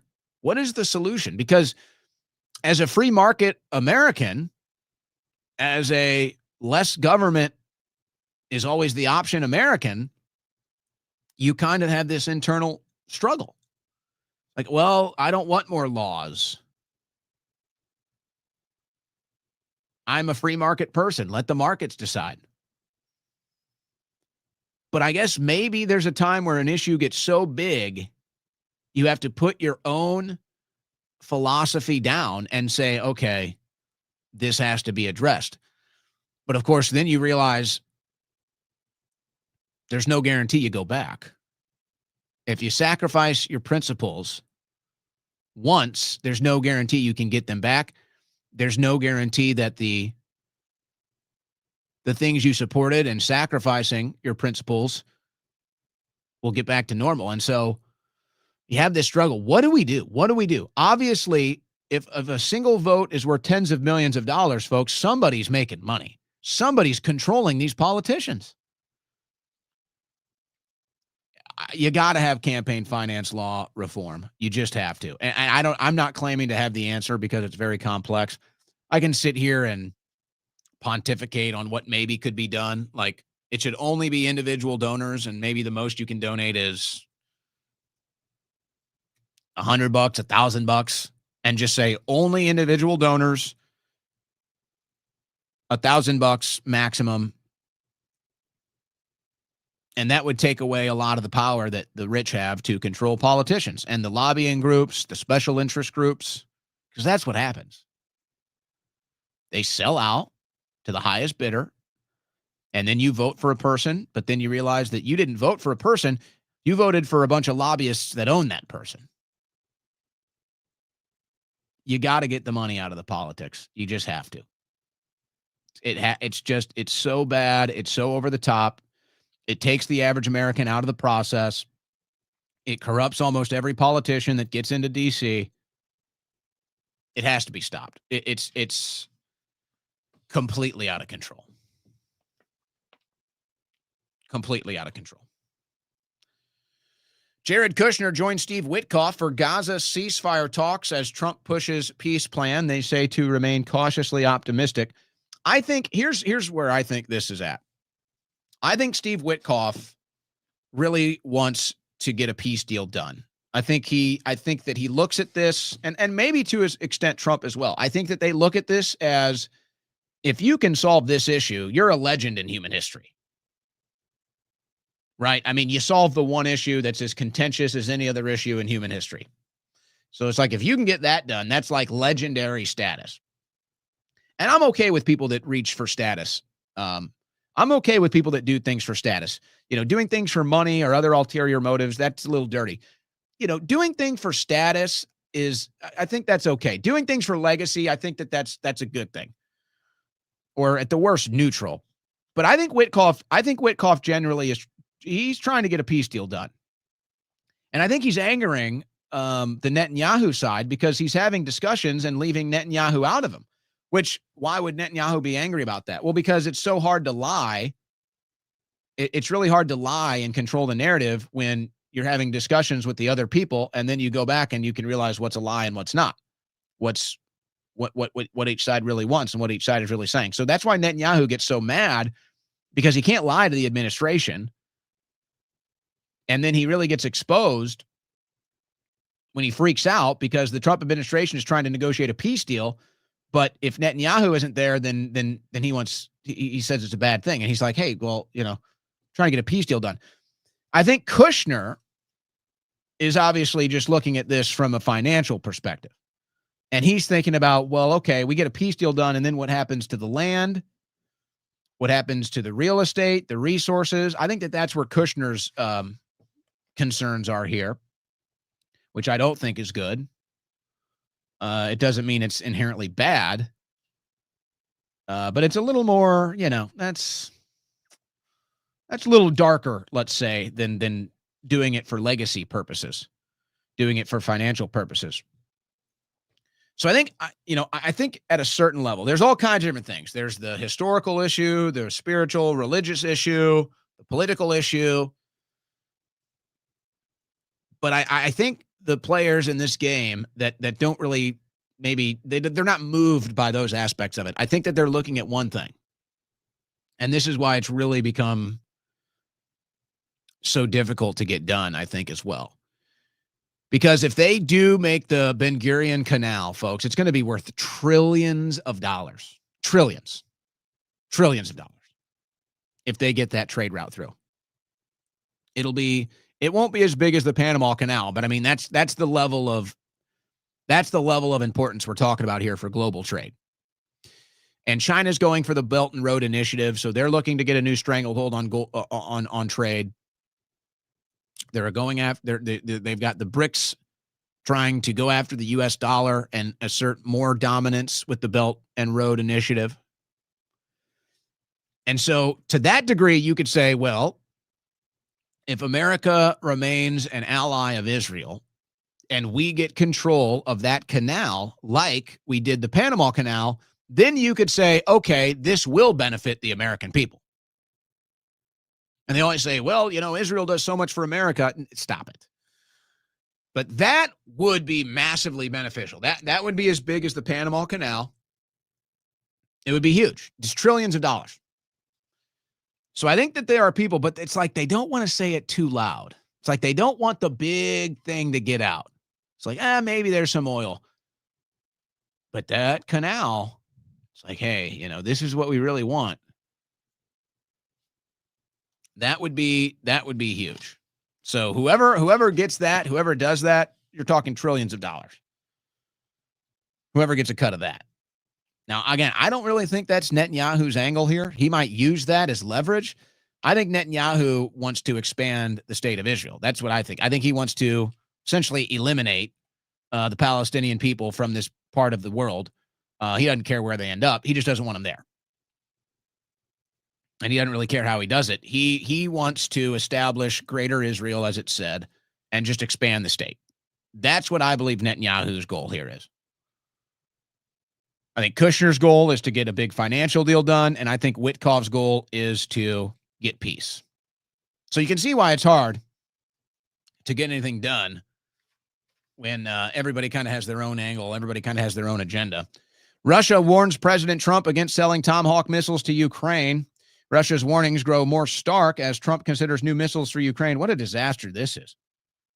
Now, I'm not going to get mad at Trump for believing he could get a peace deal done and end this war. Obviously, that failed.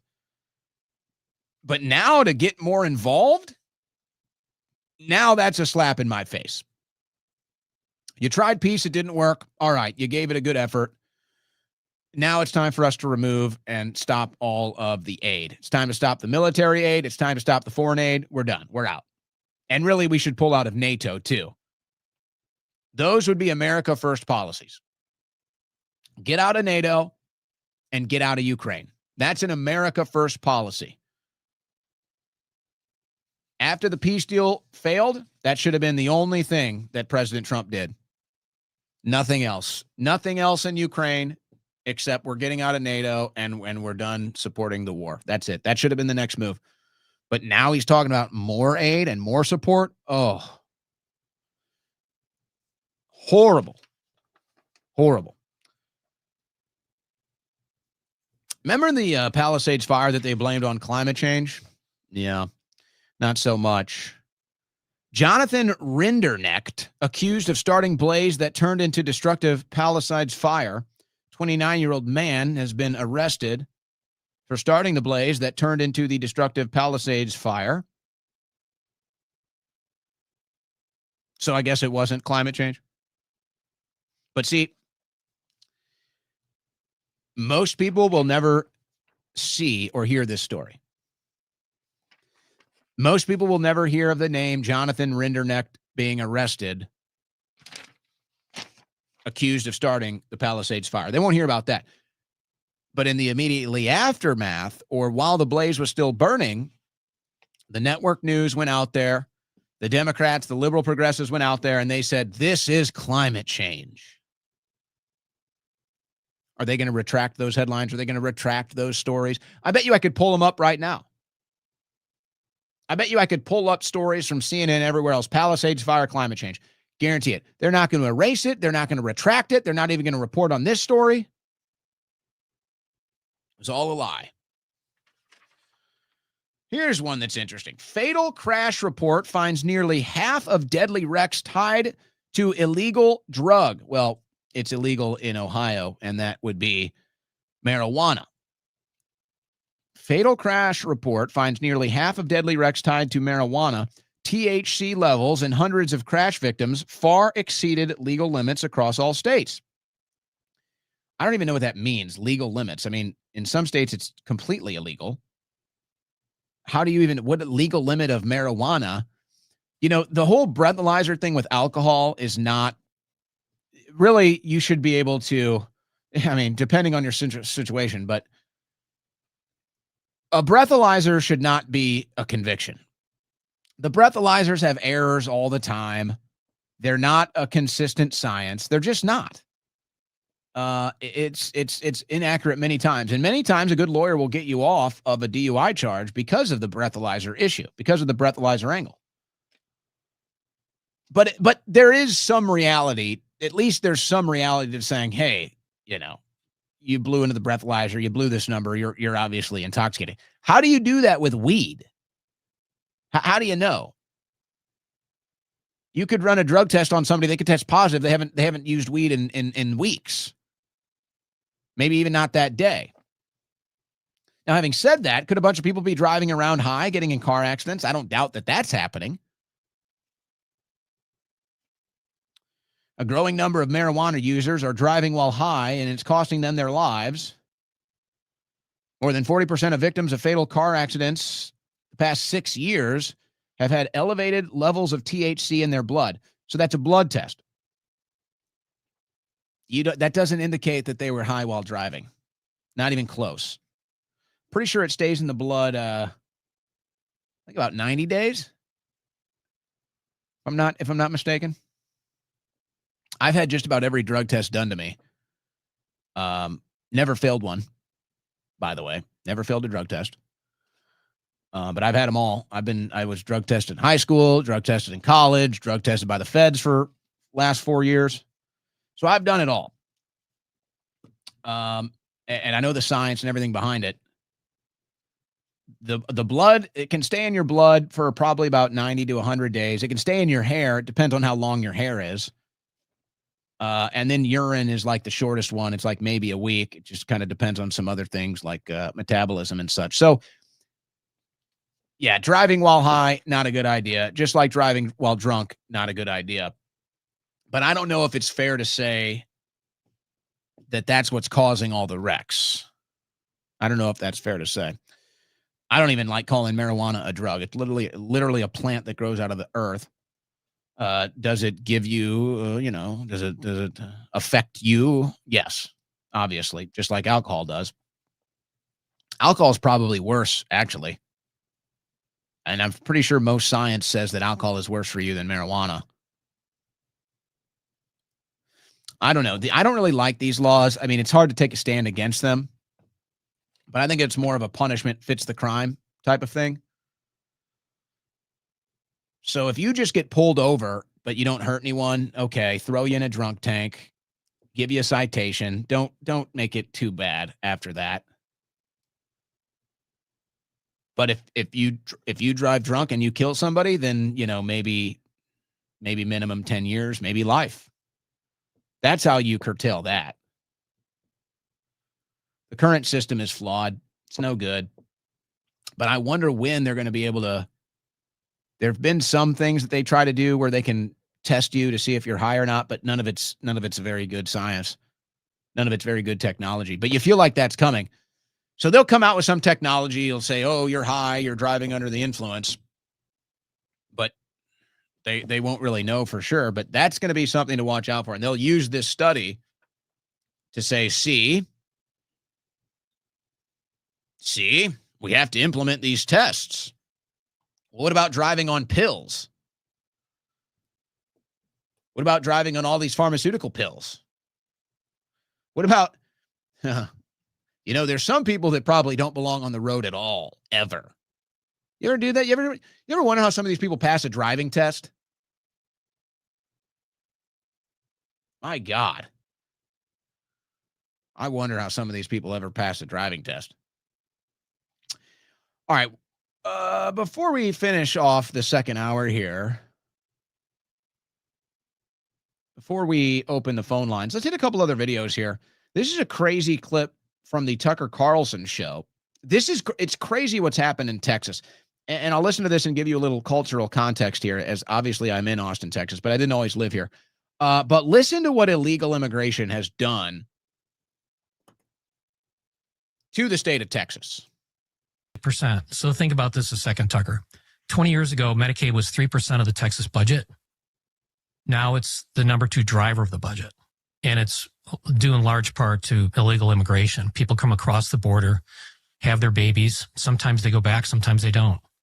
We are destroying our children and grandchildren's ability to have any kind of future whatsoever. We're drilling holes in the bottom of the lifeboat. Crazy numbers. Crazy numbers. And I see it. If you live in Texas, if you live in Austin, folks, you see it. Now, I came from Missouri. I came from St. Louis, Missouri. There's not much illegal immigration there. You don't really see it. It's like a culture shock when you come down to Texas in one of these big Democrat cities. It really is like a culture shock. Because we're not just talking about Hispanic people that are Americans. No, we're talking about illegal aliens, asylum seekers. They don't speak English. They can't speak any English. They basically live off of welfare. Welfare should be ended. Welfare, if it has to exist in America, should be so small that you don't even barely notice it. But it's massive, and now it takes up massive portions of your budget. It shouldn't even exist. So that's wild. That's actually, in a way, that's kind of what they are voting on. Yeah, health care for non-citizens, health care for illegal aliens, which the Democrats support. Speaking of, you have Bad Bunny, who is going to be performing at the Super Bowl halftime show. I couldn't tell you a single one of his songs. Eric Dickerson, former NFL running back, I think he still holds the record for most rushing yards in a season. But he was asked about Bad Bunny performing at the Super Bowl and telling people that he's against ICE and to learn to speak Spanish if you want to listen to his show. So he's not even going to be performing in English, so that'll be fun. Here's what Hall of Fame running back Eric Dickerson had to say. Musically, do you think it was a good choice? Well, first of all, I don't even know who the hell the guy is. I've never heard of him. I'm not even big into music anymore. What's his name? Bad Bunny. What the hell is Bad Bunny sing? I would know one thing. I don't know any songs myself. I don't know one of Bad Bunny's songs, but if Bad Bunny don't like the United States, keep his ass where he at. Don't come over here singing. I'm not surprised the NFL to do something like this. You know, that's how they got that political crap. They like they good guys and they not. But, you know, Bad Bunny, keep his ass. Where's Bad Bunny from? He's from Puerto Rico. Keep his ass in Puerto Rico. You don't want to, if you don't like the U.S., keep his ass over there. Apparently, well, Puerto Rico is part of the U.S. I know, but still, if you don't want, he don't like the U.S., I mean, don't come in and perform. A lot of parents are kind of up in arms because some of his content's kind of adult. Yeah. He talks about partying, women, this and that. You know, what do you make of that? Is that okay? I mean, what songs don't? What about the rappers? I mean, you know, hey, like I said, I mean, I heard some stuff he said about the United States. So, you know, I'm from the U.S. I love my country. And if you don't like the United States, get your ass out here. Don't come over here. Do you think the NFL kind of puts this in place so people have conversations to make controversy? It seems like sometimes they might do that, right? The NFL is crooked than the federal government. Way crooked than the federal government ever be. So, I mean, you know, I know the NFL is. They don't care nothing about their players. You know, so corruption from the top. Don't give me on no, that. I know. We know that the elites all over are pretty corrupt, right? Money makes people corrupt. Right. Would you say? NFL is ultra corrupt. Yeah. I don't know if it's true. You know, Bad Bunny says something about the U.S. You know, don't come here and perform. You know what's funny about that is, you know, the whole Bad Bunny thing gets all the attention there because it's kind of viral right now. But really, what Eric Dickerson said about the NFL, that's the real clip. That the NFL is corrupt as the federal government. That's the real clip. That's the real clip. Now, I don't know exactly. He could be referring to the concussion issues and how they're not paying out the players that they were supposed to pay out. He could be talking about the turf issues, how they refuse to make natural grass the mandate for the players to play on. They keep destroying their knees. He could be talking about them rigging games. That was the real viral clip. But okay, so Bad Bunny, I don't know any of his music either. I don't know anybody that does. So why do they? I don't know. Since Jay-Z took over, I think Rock Nation is his agency. Since Rock Nation took over the Super Bowl halftime show, has there been a single band? Has there actually been a band performing? Has there even been a white person performing? I don't think so. I don't think there's been a band or a white person. And I don't really care about the race thing, but I'm sure somebody does. Ever since Jay-Z's people took it over, they don't play real music, and they will probably never put a white guy back on the stage or a white girl. And you know what? You might not like this. You might not like what I'm about to say. This might be an unpopular opinion, but I'm going to say it. It should have been Taylor Swift. It should have been Taylor Swift. It should have been. And look, I'm not a big Taylor Swift fan. You know, I'm just as sick of the Taylor Swift everywhere probably as you all are. But you know, she does make some pretty good country music. Let's not pretend that she doesn't make good music. She does. There's a reason why she's like the most awarded musician of all time. She makes good music. Might not be all of her music is good, but she makes good music. It should have been Taylor Swift.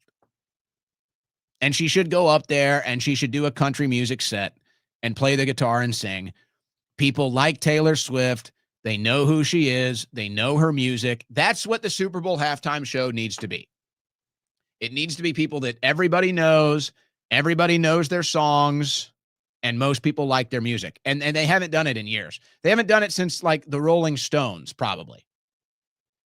It's like, that's what makes sense. You want somebody on there that most people like, most people know their music, and is still a hot draw right now. And that is not Bad Bunny.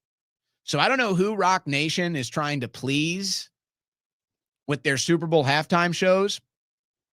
But, you know, Kendrick Lamar last year was, I mean, it was all right.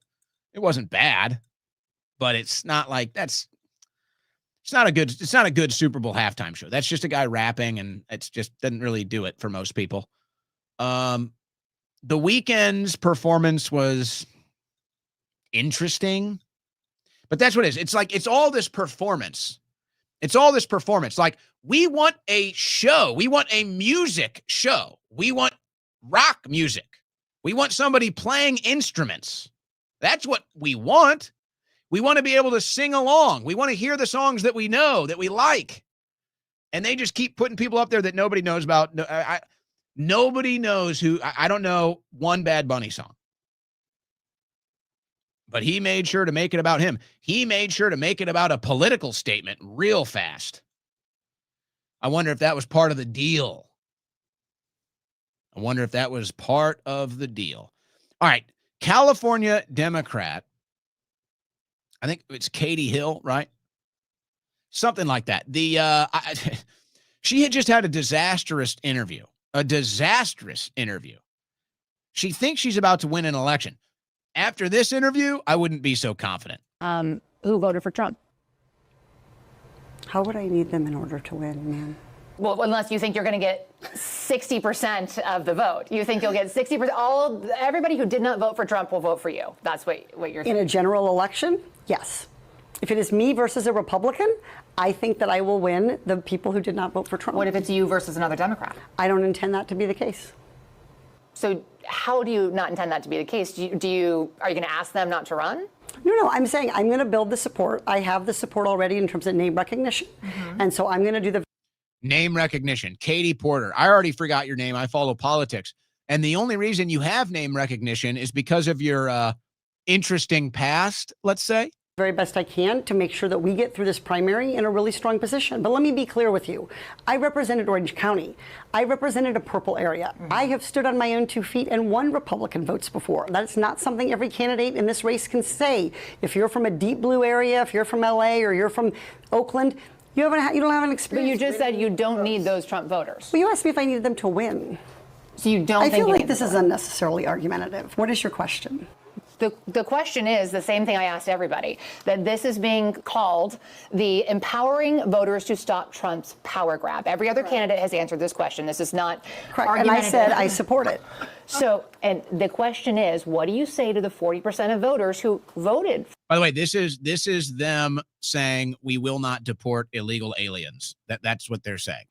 For Trump. Oh, I'm happy to say that. And they won't let the National Guard come in and stop crime. Yeah, it's the do you need them to win part that I don't understand. I'm happy to answer the question as you have it written, and I'll answer it. And we've also asked the other candidates, do you think you need any of those 40% of California voters to win? And you're saying, no, you don't. No, I'm saying I'm going to try to win every vote I can.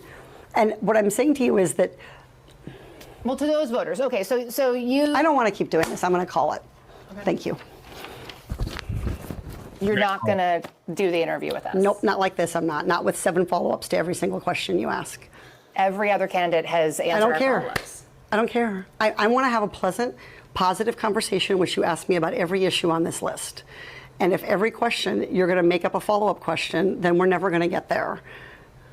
Ms. And Porter, we're just going to circle around. I am an investigative I have never reporter. had to do this before, ever. You've never had to have a conversation with to end a an reporter? interview. Okay, but every other candidate has done this. What part of, I'm me, I'm running for governor because I'm a leader. So I am going to make... So you're not going to answer questions from reporters? Okay, why don't we go through? I will continue to ask follow-up questions because that's my job as a journalist, but I will go through and ask these, and if you don't want to answer, you don't want to answer. So nearly every legislative... I don't want to have an unhappy experience with you, and I don't want this all on camera. I don't want to have an unhappy experience with you either. I would love to continue to ask these questions so that we can show our viewers what every candidate feels. I don't think Katie Porter is going to win. I know. You think, how could it be possible? How could such a strong candidate not win? She's so strong. She's so great. How could she not win? I'm calling it now, guys. Katie Porter cannot win. She just can't. You know what? I wouldn't be surprised if she dropped out. She dropped out of the interview. She'll probably drop out of the race. All right, second hour in the books. We're going to open the phone lines on the other side of this break. We'll be right back. You're listening to the Owen Report on the Win Network.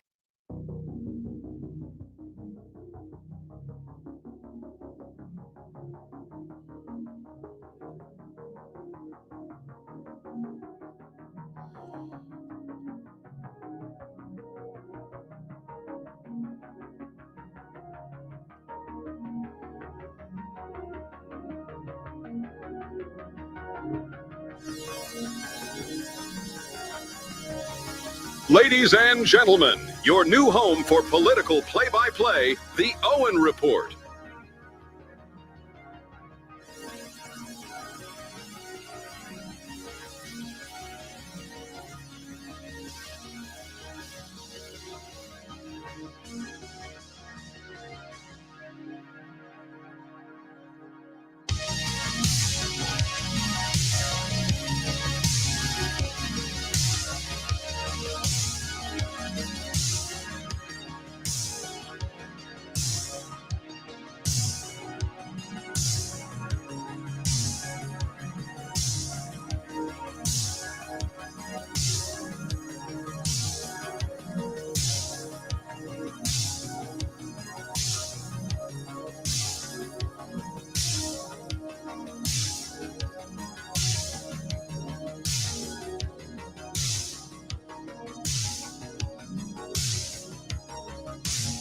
Extra dimensional and multi-universal. Here's your host, Owen Schroyer.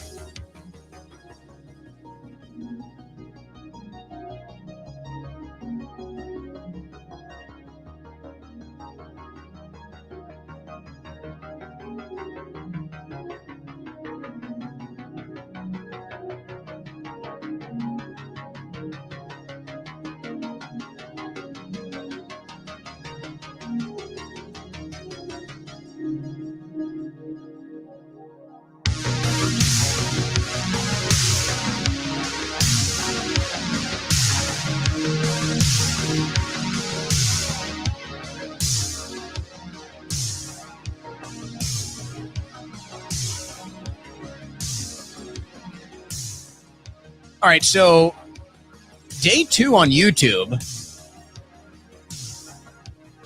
Day 2 on YouTube.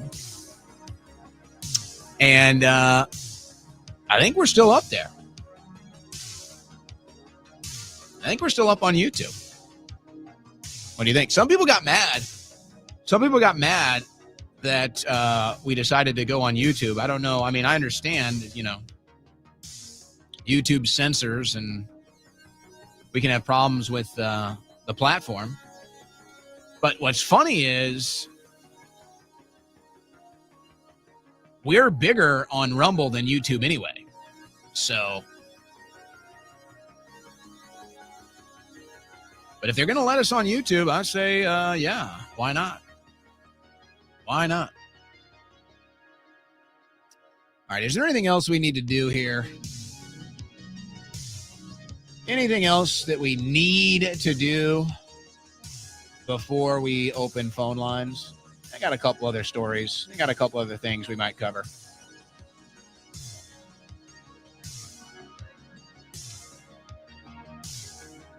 But I think it's time. I think it's a good time. I think it's a good time to give out the phone number. And we'll close it out with some of the other things before we sign off here. Third and final hour of the Owen Report. Glad to have you with us. We've been a little smoother today. We're starting to get into the flow of things. There's still some elements I need to add and some other things we're going to get taken care of to really get into a proper format. But like I said, this week is kind of just a dry run for things to see what works, what doesn't, what I like, what I don't like, what you don't like, work out some of the bugs, try to figure them out. Look at that. All cameras still a go. Wait a second. This will be the real test. Oh, that one's still out. Actually, I forgot to address that one anyway, so that's on me. But hey, you know what? We're working through it. We even have our producer with us today. I saw you pop up a second ago, and then you disappeared. I don't know if you're just being camera shy back there. We'll see. We'll see if the producer wants to pop back on. Maybe we'll do an introduction if he wants to pop on today. He's mostly just kind of riding shotgun for things before next week we really put him to work here. Handling some other administrative stuff as well. We're always doing that. But okay. Let's do it. Let's open the phone line. 747-200-5560. 747-200-5560. The number is on the screen. You just give us a call. Just give us a call. I'm going to be monitoring the text, guys. So if there's any audio issues with the callers today, we'll be monitoring that and get it fixed immediately. But I think we should be good. I think I've kind of debugged those issues, at least for the most part. I think we've debugged those issues. So here we go. Remember, one line to line. When I pick up, I ask you your name and where you're from, but you are on the air, line to line. So I know it's frustrating for people to try to get on when it's basically just one line. So I know that's frustrating, but that's what we're working with right now. It's the best system I got right now, so just work with it. First caller of the day, what's your name? Where are you from? Hey, Owen. My name is Frank, and I'm from North Carolina. All right, Frank, what's on your mind? North Carolina, you're about to have that record fundraising Senate race. Yeah, it's strange, isn't it? Well, it's corrupt is what it is. Yeah. The Virginia race with Pierce. That's going to be the interesting one. Yeah, she's great, too. Yeah, I love it. Look, man, I'm so glad you're back on here. I got to tell you, when I was watching InfoWars, you were like my all-time favorite. I look forward to hear them, and look forward from 4 o'clock to 7 o'clock to watch you. I just love the way you attack things and your approach.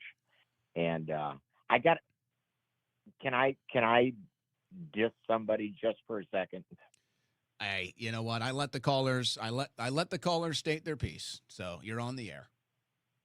All right, here's the deal. Alex Jones drives me freaking crazy. And here's the reason why. I mean, he's a smart guy. He knows his stuff. He's been around for 30 years, whatever. But he does not know how to interview people.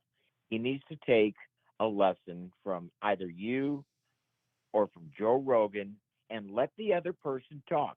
He always has to interject his own thoughts over the other person. I've never, maybe once or twice, I've seen somebody be able to finish a thought. But he's constantly got to, and he's got to overrun everybody. And it's just so annoying that I can't even watch it. Is this going to turn into like the Alex Jones hate line? Because I mean, no, not at all. And I don't hate the guy. Remember what I told you earlier? I admire him. I respect him, but he does not know how to conduct an interview. He needs to soften up, ask a question, let the other person get their thought out, and then retort. That's simply all I'm saying, and it's so annoying that, honest to God, I can't watch. Well, it you're anymore. calling. It's Well, just, maybe you should try calling that show, and maybe you can look. Let me just say, I'm a very lucky person. I got to work for two of the biggest inspirations in media that I learned from. I got to work for Kevin Slayton when I was younger. Still a great friend of mine. I got to work for Alex Jones, obviously, for 10 years. I don't know what the fate of that relationship will be. I'll just leave it at that. Dude, I grew up in the St. Louis area, and I remember listening to Kevin Slayton. That was he was one of my original inspirations. I worked for Kevin for at least 5 years. He was the man. Yeah. Well, I just Carpe diem. And to that degree, I'd like to think I'm a pretty good interviewer, but I got my interviewing skills from Kevin. I'll just say it like that. Kevin is really who taught me how to conduct an interview. And I've kind of translated that into moderating debates. I hosted a debate last night. I think I did a pretty good job moderating. So I really watched it, and you did fantastic, man. You ran that very professionally. Each side stated their arguments. I watched that whole thing, and I was extremely impressed with it. You did a hell of a job. Well, I hope to do more of it. I hope to do more of it. I think it's, political debate is very necessary. And I love being in the debate, but I also like moderating debate, because when a debate is moderated the right way, things can get accomplished. When it's moderated badly, it just turns into a mess. And so, I try to fill that void of bad political debate moderating, which is like the mainstream media doesn't even know how to moderate a debate. So it's like nobody seems to be able to have that art, and it is a skill. So that's actually something I learned from Kevin. Carpe diem. Carpe diem, my brother. Man, I tell you what, I grew up in Belleville, Illinois. I'm sure if you grew up in St. Louis, you know where Belleville is. Yeah, I actually did some work. I used to do some PA and some sports announcing for Lindenwood, Belleville, for a couple of years. Lindenwood, where the hell was that? Was that not in Illinois? It is in Illinois. It's a rather new college, so I don't know. It might be newer than when you, or they might have renamed it. Actually, let me see here. We had some fun though. Let me tell you. Any idea? Oh, how old did you say? 74. Look at this crappy keyboard. Look at this piece of crap keyboard. Yeah, I'm a boomer. You don't sound that old. You sound pretty good. Dude, I'm young at mind and young at heart. And every time I hear people, do you exercise? Do you exercise? No, man. I sit and eat shit all day. Come on, that's not what we're looking for. Yeah, University Lindenwood, Belleville. I'm pretty sure it's Okay, pretty that's new. Yeah, gotta be- founded that's gotta be a new one. 2003. Founded 2003. Okay, that explains it. Yeah, They 'cause have I went to they have Southwest a Illinois College, okay, yeah, SWIC. and it used to be SWIC, and it used to be BAC, and we used to refer to it as below average college because it was a below average college. In fact, I went there. I think the first. Oh God, it might have been the first or second year that they opened, and I was a freshman there. So yeah, my history goes way back. In fact, I'll tell you how far back my history goes. I remember growing up and going to St. Henry's Catholic School in Belleville, and in 1961, oh, wait a minute, was it 61?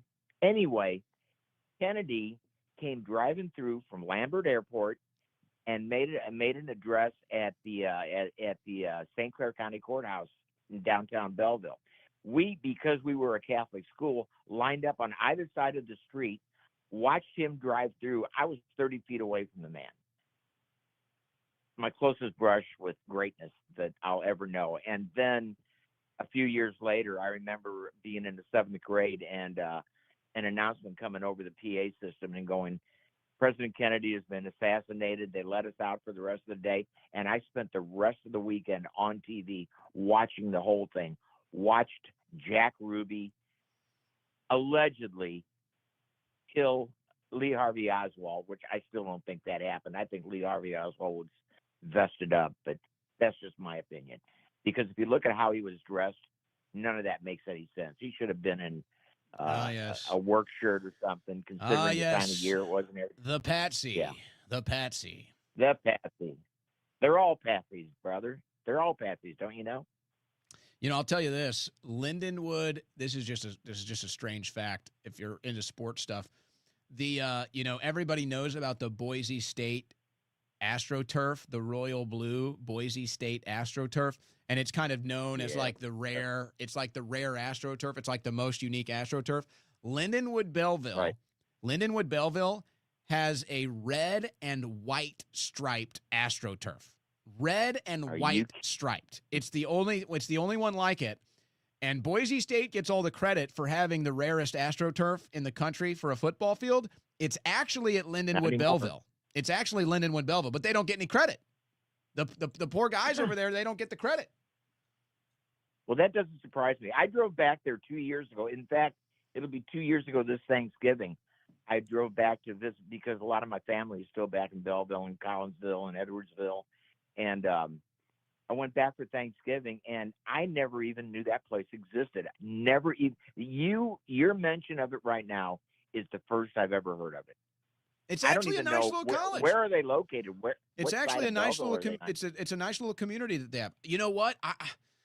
I would take the metro, and it was all I remember. It was right. It was close to a metro stop. So I never drove it myself, so I can't say much about the area. I just know it was right by a metro stop because that's how I would get there, was on the metro. Well, I was born and raised in Belleville, and the metro was just starting to form a couple of years before I moved. I met a gal and moved to Seattle. What a mistake that was. Actually 40 miles wait, the woman or the Seattle thing? Both, dude. They were both a catastrophe. But I lived there for like 20 years, and I just recently moved back to North Carolina with my son when she kicked me out of the house. Were you married? Were you married? Oh no, we weren't married. Okay. I was okay. I'm going to try and make this the Reader's Digest condensed version. The gal that I met, I moved to Seattle to live with her. She and I were married. We got divorced because she was a drug seeker, and I found that out. You were married. Oh, okay. Did she have blue hair? No. She was a blonde. So that should tell you everything you need to know.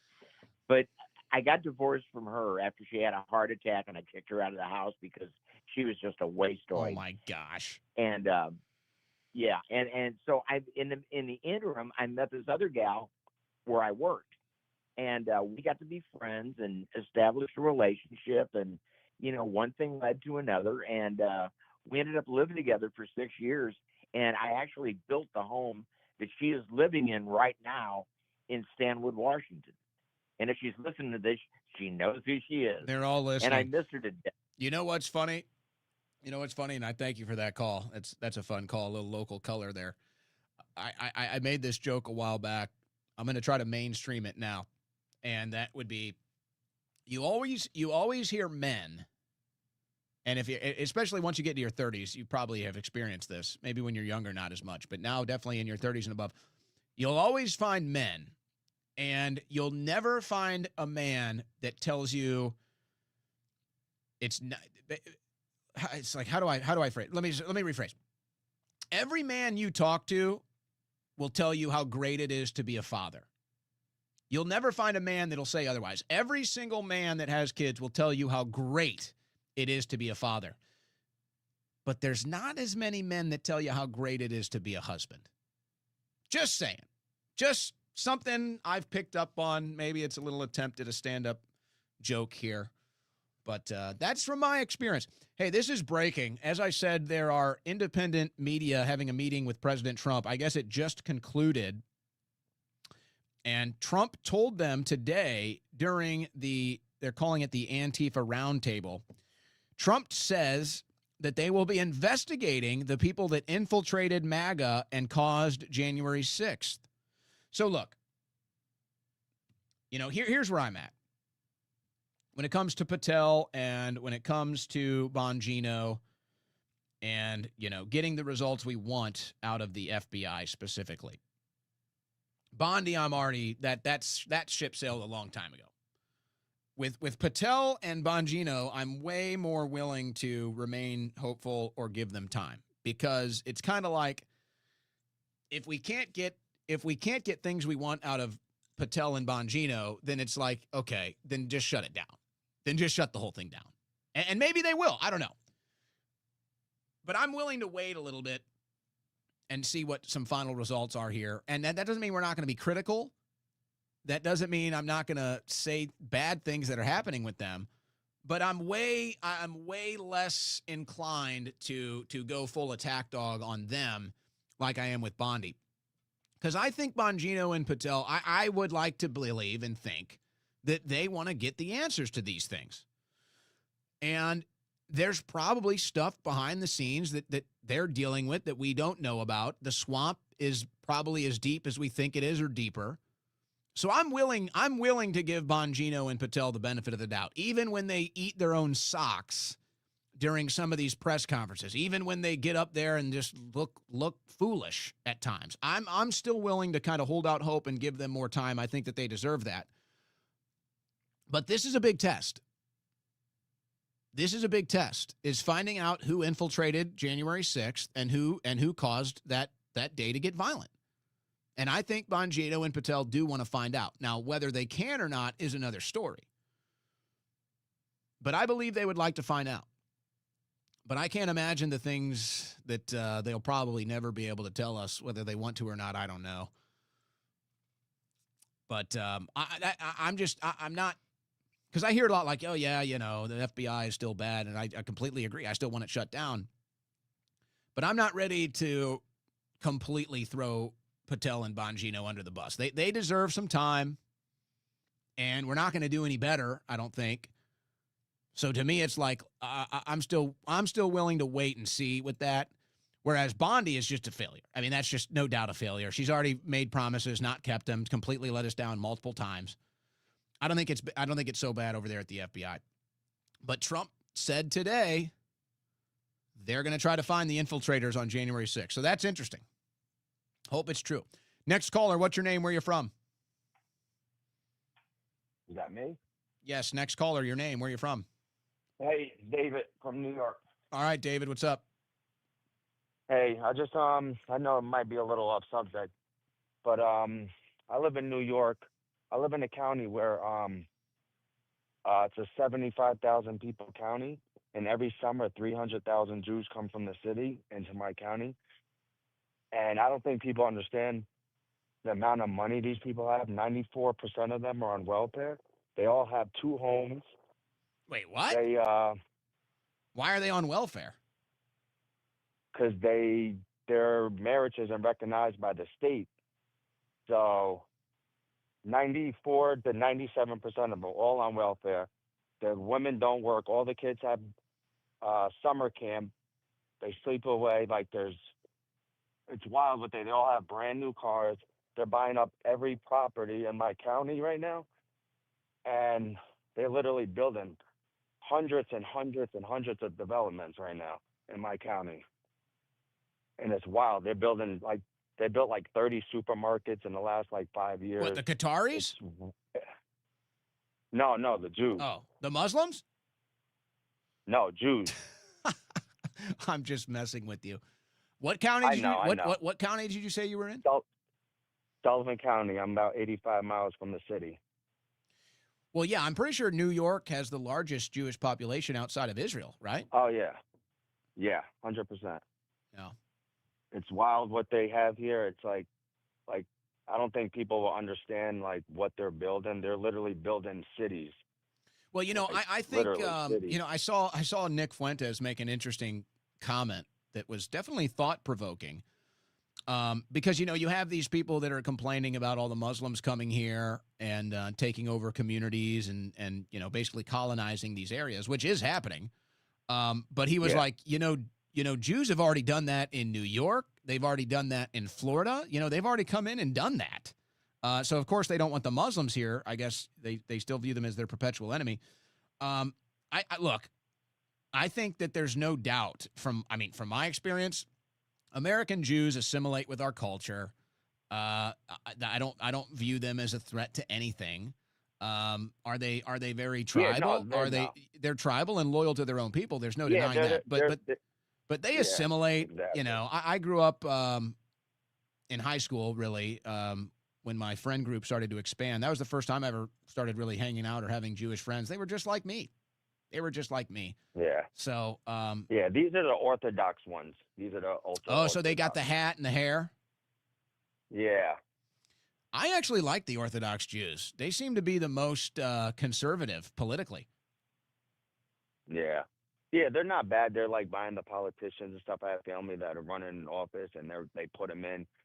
They're builders for them. Like literally, once you get in with one, you're good with everybody. Meanwhile, if you do, amazing what's going on. If you do have an area where the Muslims are coming in, they're not assimilating. That is not happening. And that's not to say that Muslims that Muslims don't come here and assimilate. We have a pretty decent Muslim population in Austin, and they, for the most part, assimilated. But yeah, when they go and they establish like these massive town centers or take over like Dearborn, they're not assimilating. They're not assimilating. And then they come out and insult the American people like Ilhan Omar and her ilk. So that's just that's not something you want to be. That's not something you want to be by, probably. But I haven't had to see that. I haven't had to endure that. Next caller, what's your name? Where you're from? My name's Mike from Chattanooga, Tennessee. All right, Mike, go ahead. Man, like the Israel thing to me, man, it's like a house of cards. Our government is the house of cards. And if we pull the Israel card out of that structure, it's done.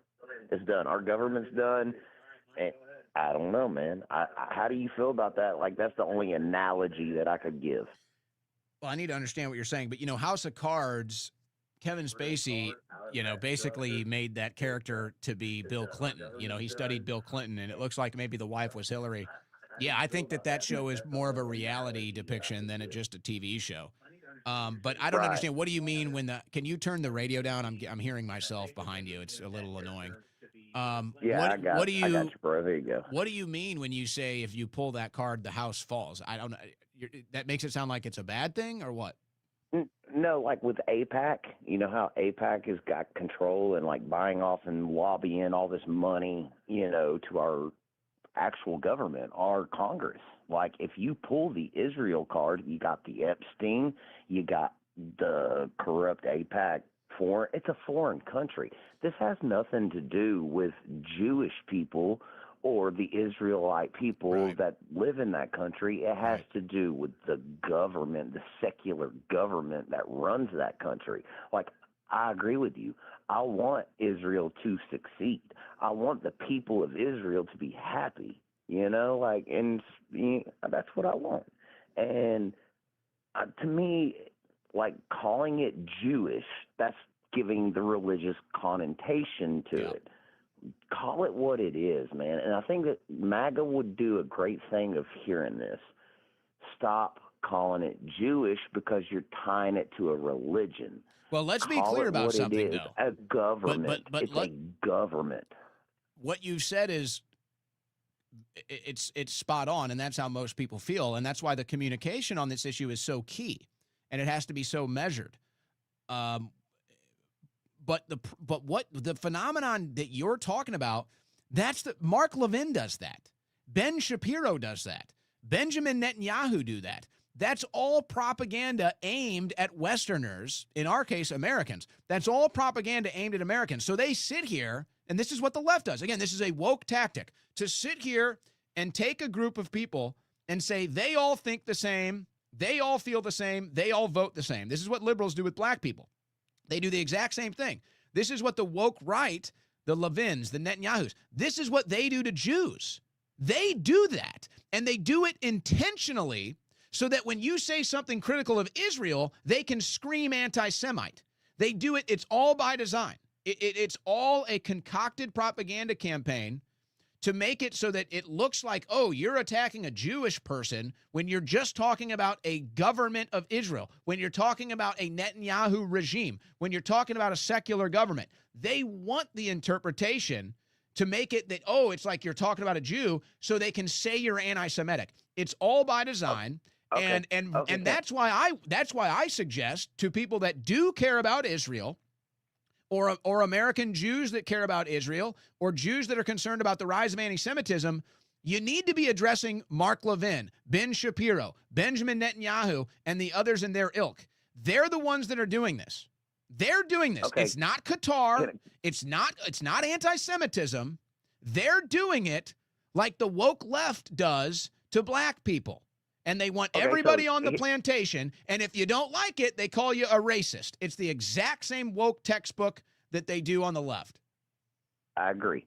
I do agree with you, Owen. I didn't mean to get you heated, but would you say that would you say that the race card and the religious card is basically Israel pulls the religious card, not so much the race card?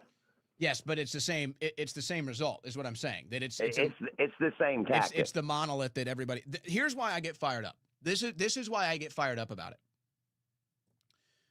Because I am a lover. I am a lover of life. I am a lover of all people. I get along with all people. I do. I am very opinionated when it comes to politics. But I have gotten more attacks. I've gotten libeled, I've gotten slandered, I've gotten smeared, I've been defamed. And people say, oh, you're an anti-Semite or you're a Jew hater. Fuck you, man. Fuck you. I like Jewish people. I have Jewish friends that I love and adore. I had some best friends that were Jewish. So yeah, I get pissed off when I criticize a government, a foreign country's government. It's like this. I can criticize America all day long. Nobody says I hate Americans. Nobody says I hate America. Nobody says I'm anti-American. But, oh, God forbid I say something about Israel or Netanyahu. Now I'm a hater. Now I'm an anti-Semite. I'm sick of it, man.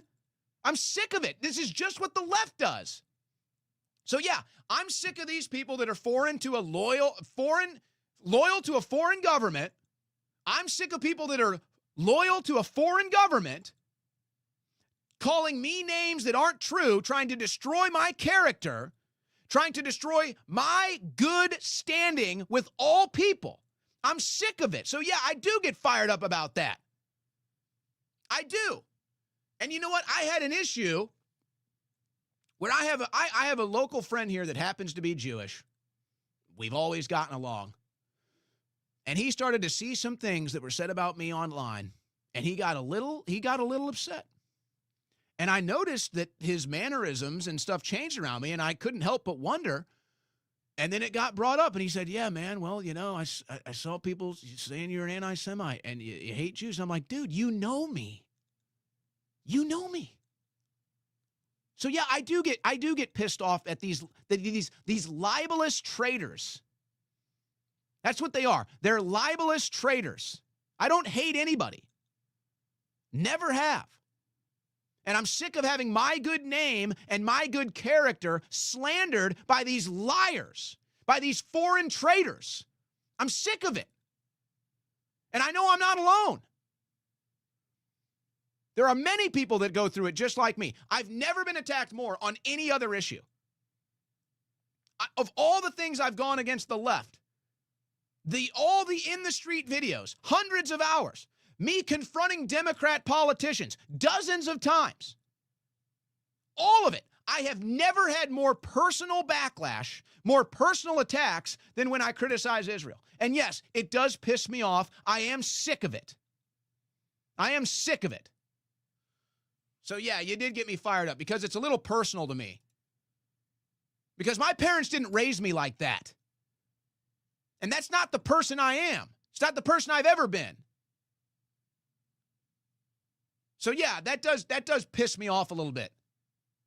Because I do try to get along with everybody. And for the most part, I'm pretty successful at it. Pretty popular, actually. And then to have these traitorous liars attack me, attack my personal character, you don't even know me. And you won't even address what I'm talking about. And that's all you have is to call us names that aren't even true? And then you wonder why you're losing the people, losing the narrative?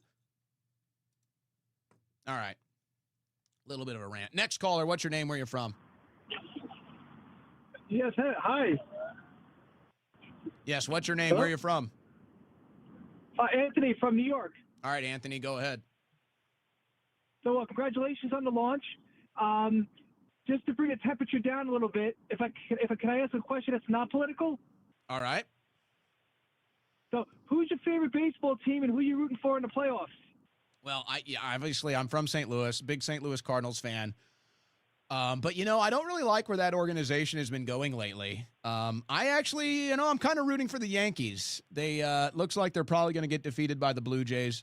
But I like the Yankees. I think right now I'm pulling for the Yankees. But I'll always be a Cardinals fan. Grew up with the Cardinals. Been to 200 Cardinal games, 300 Cardinals games. I've been to so many Cardinals games, It's ridiculous. Witnessed 2 World Series. I mean, I've seen it all. So I'm a big Cardinals fan probably, but I don't know. Right now I'm rooting for the Yankees. The Yankees are a class organization. I liked some of the political statements that came out of the team. I like the way they conduct their business. So I'm pulling for the Yankees right now, but tonight could be their last game. Deadly. Okay, well, thanks. Great show. Appreciate what you do, and fight on. I hope he's not a Mets fan, because that would be tough. That would be tough to be a Mets fan today. Next caller, what's your name, where you're from? Yeah, my name's Eli. I'm from Indiana. All right, go ahead. What's on your mind?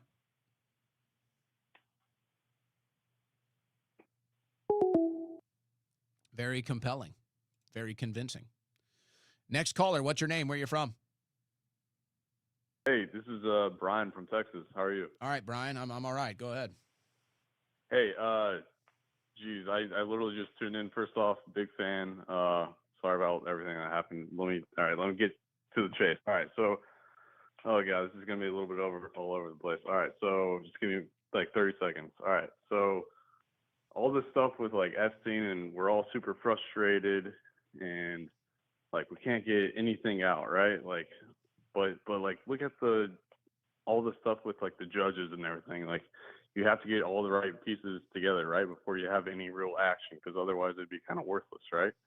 And then also another thing that I've noticed is like with the all this stuff, you have the Trump calling out Jerome Powell all the time. You're like, it's too late. We're not bringing down the interest rates. All the Letitia James stuff, all these things showing how corrupt the Federal Reserve is in that financial system. It's worthless. Inflation, we're falling apart. And with the government shutdown recently, what just happened with the there's that women and children thing or whatever that is actually going to be funded now with the relief from the tariffs. So basically, like what I'm saying is like maybe we're very impatient, and like rightfully so, because good God, we live in an extremely fraudulent, corrupt system, and we're all very well aware of that. But maybe the slow creep is like we have to let everything kind of play out in a way, and then like everything has to be lined up in order to be executed correctly and to actually have a lasting impact. Like all the right pieces have to be. There's no doubt. Lined up. There's no doubt the slow creep or the phenomenons that we're talking about are really in the long term benefiting our cause, right? It is going to serve a purpose because it is a great reveal. I would say it's the great reveal. So that is happening, and then the question is, well, is that is that part of Trump's philosophy? Is that something that Trump has learned? I'm sure he's learned a lot from the first term to the second term, but I don't know. All we can do is look at results. That's really all we can do is look at results. And so that's all we can really respond to is results or lack thereof. But it's still the first quarter of his administration. You're definitely right about all the different pieces and stuff, and I think that's where Trump, maybe kind of learned some stuff between the first and the second term, but it's all results. It's either results or lack of results. Right. Yeah, and I'm trying not to fall into the, it's all 3D chess and, it's all the grand master plan and cube and all that kind of stuff. But, like, I don't know, maybe, like, the grand populace has to, see this stuff, this blatant stuff in front of our faces and all the corruption before we can start moving people. I don't know. I don't know. Well, let me say this in response. Thank you for a call. Folks, you have never seen, I've never seen anything like this. We have never seen people sell out right now, right in front of our eyes. We're all witnessing it. We're all seeing it. People are selling out right in front of our eyes. Like we're watching them do it. Masks are coming on. Masks are coming off. We're watching people sell out in real time. I mean, you can sit here and watch it happen. It's crazy. We all see it. It's like they don't think we see it. It's like, dude, the emperor has no clothes. We're watching people sell out right in front of our eyes. That is happening. That's amazing. Next caller, what's your name? Where are you from? Randy, Dallas, Texas. All right, Randy, just kill that background noise for me. Go ahead. Gotcha. Go ahead, Randy. What's on your mind?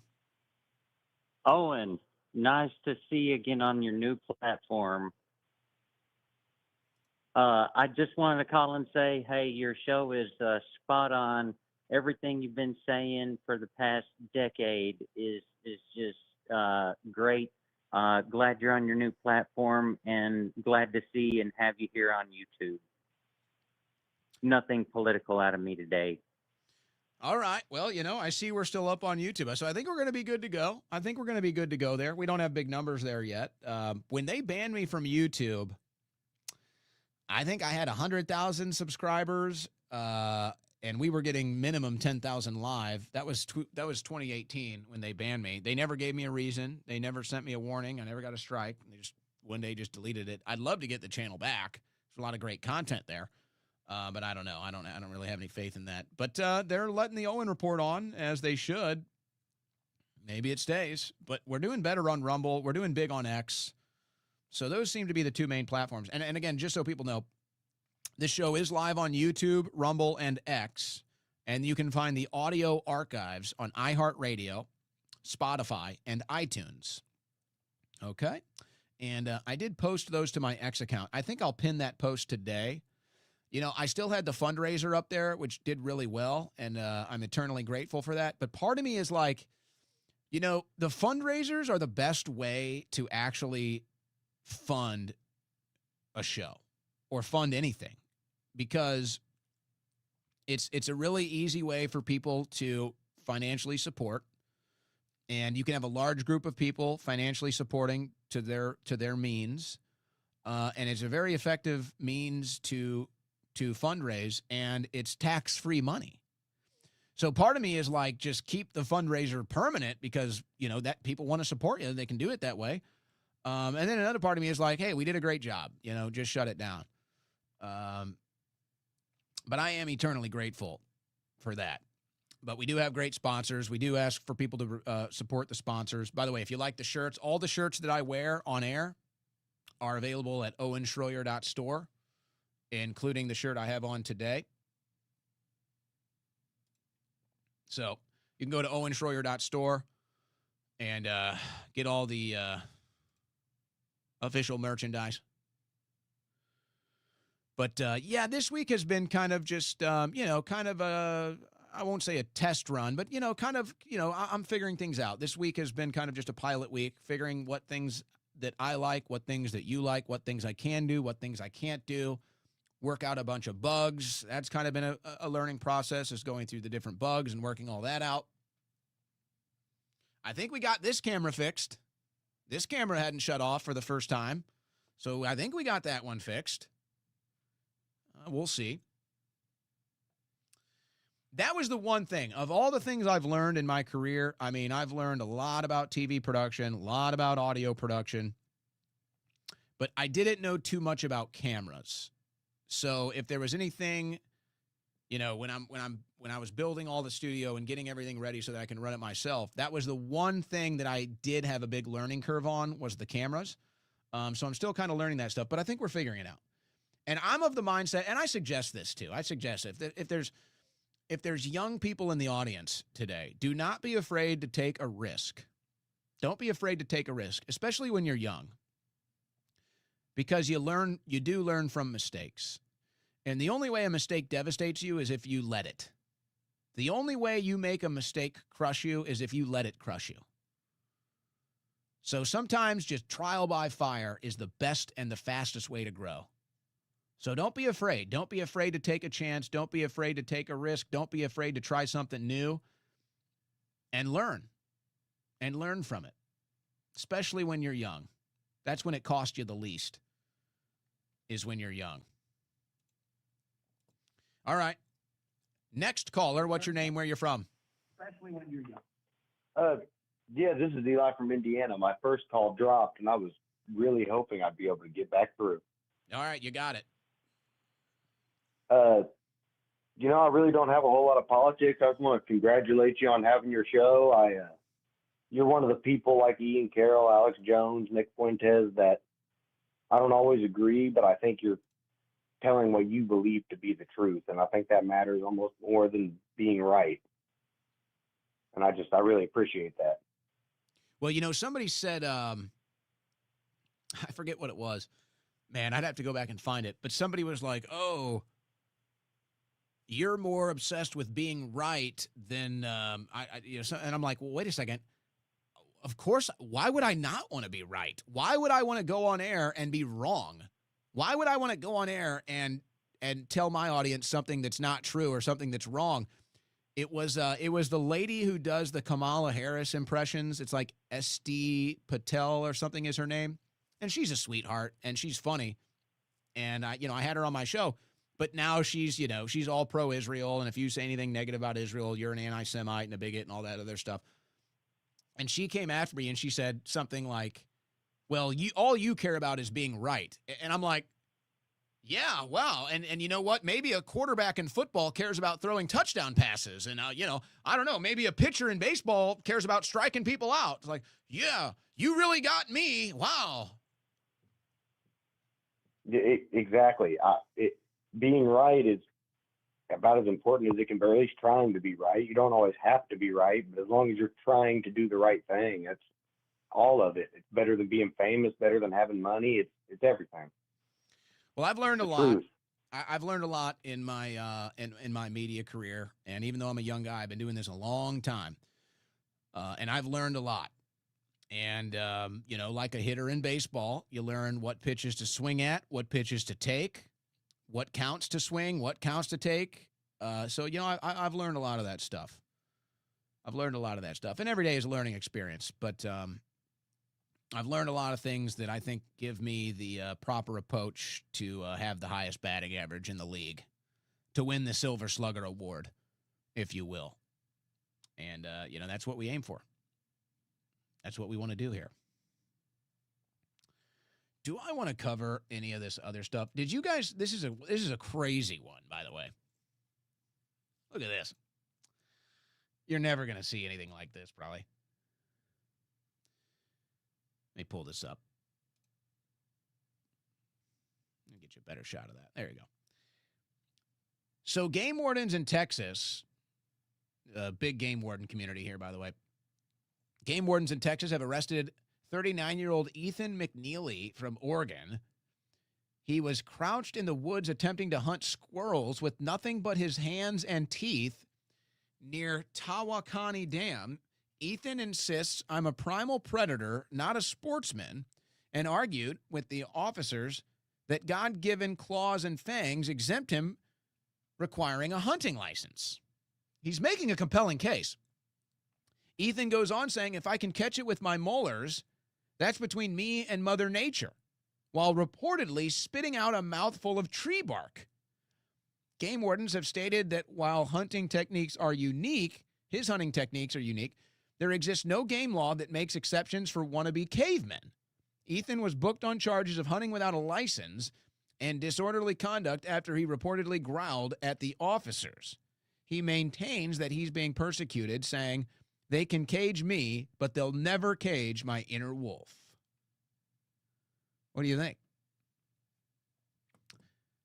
I think this man has a compelling case. I can't argue with him there. Now, look, I'm not a big hunter, but I do know some big hunters here, and I understand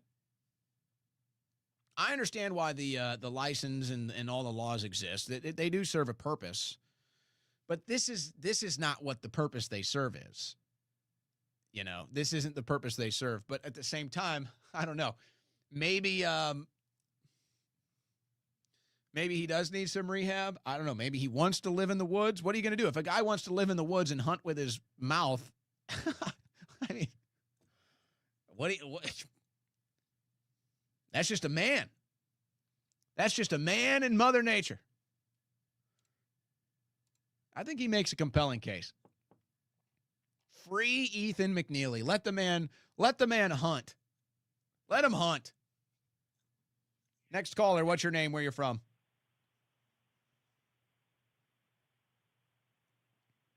Next caller, going once, going twice.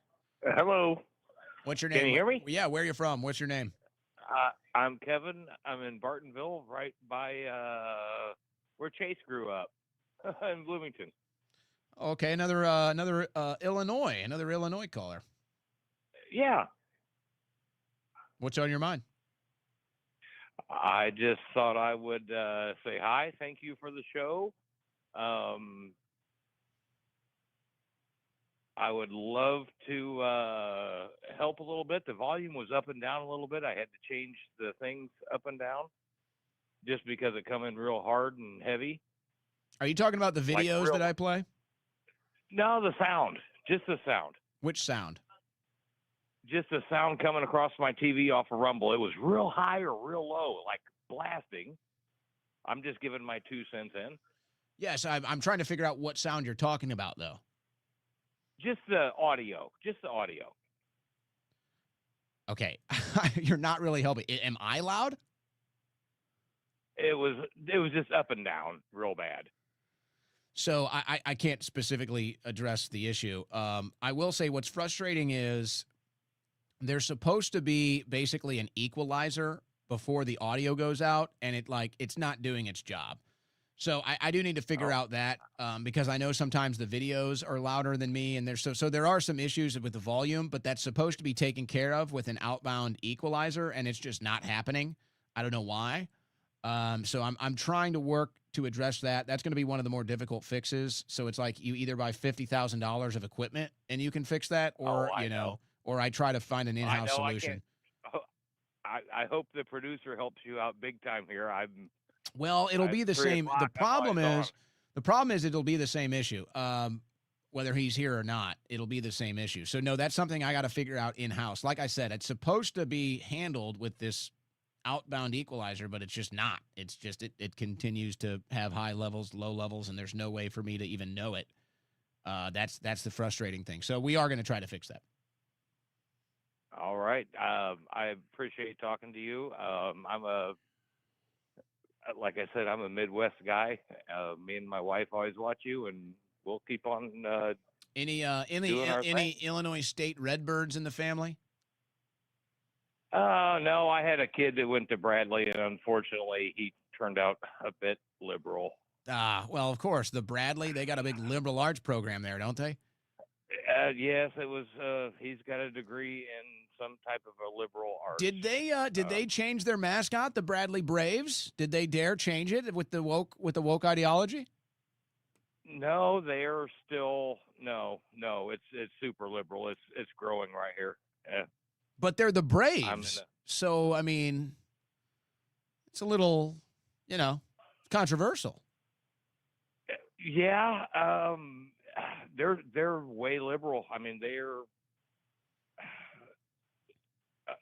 unreal liberal. I mean, just well, they made the University of Illinois get rid of Chief Eliwek, which was one of the coolest mascots and logos in college sports.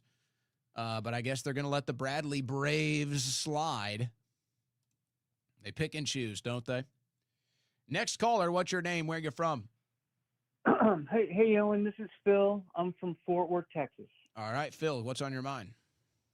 Okay, so you were talking about people driving on THC in a way to find out, if they're impaired or not. And guess what? There is a new law coming in Texas starting next year. SB something, I'm not really sure what it is, but I think this is mostly for the troopers. So this would be like on the Chisholm Trail Expressway or whatever. If they suspect that you're driving under the influence of THC, this usually will happen with two cops. They will be, they smell an odor, they see gummies on the dashboard, a pipe, whatever. They're going to go back to their car and they're going to get something, and they're going to come up to the car. So get ready, people. And the driver's side goes to the driver window. The passenger police officer is going to go to the passenger window. They're going to have you roll your windows down, and they're going to put this box in your window. Get ready, and it's a box of Cocoa Puffs. And if you go for the box of Cocoa Puffs, they got your ass on. They got your ass. Don't eat the chocolatey cereal. It's a trap. That's it. That's it. They're going to trap you with that sweet, time. savory chocolate balled cereal. Absolutely.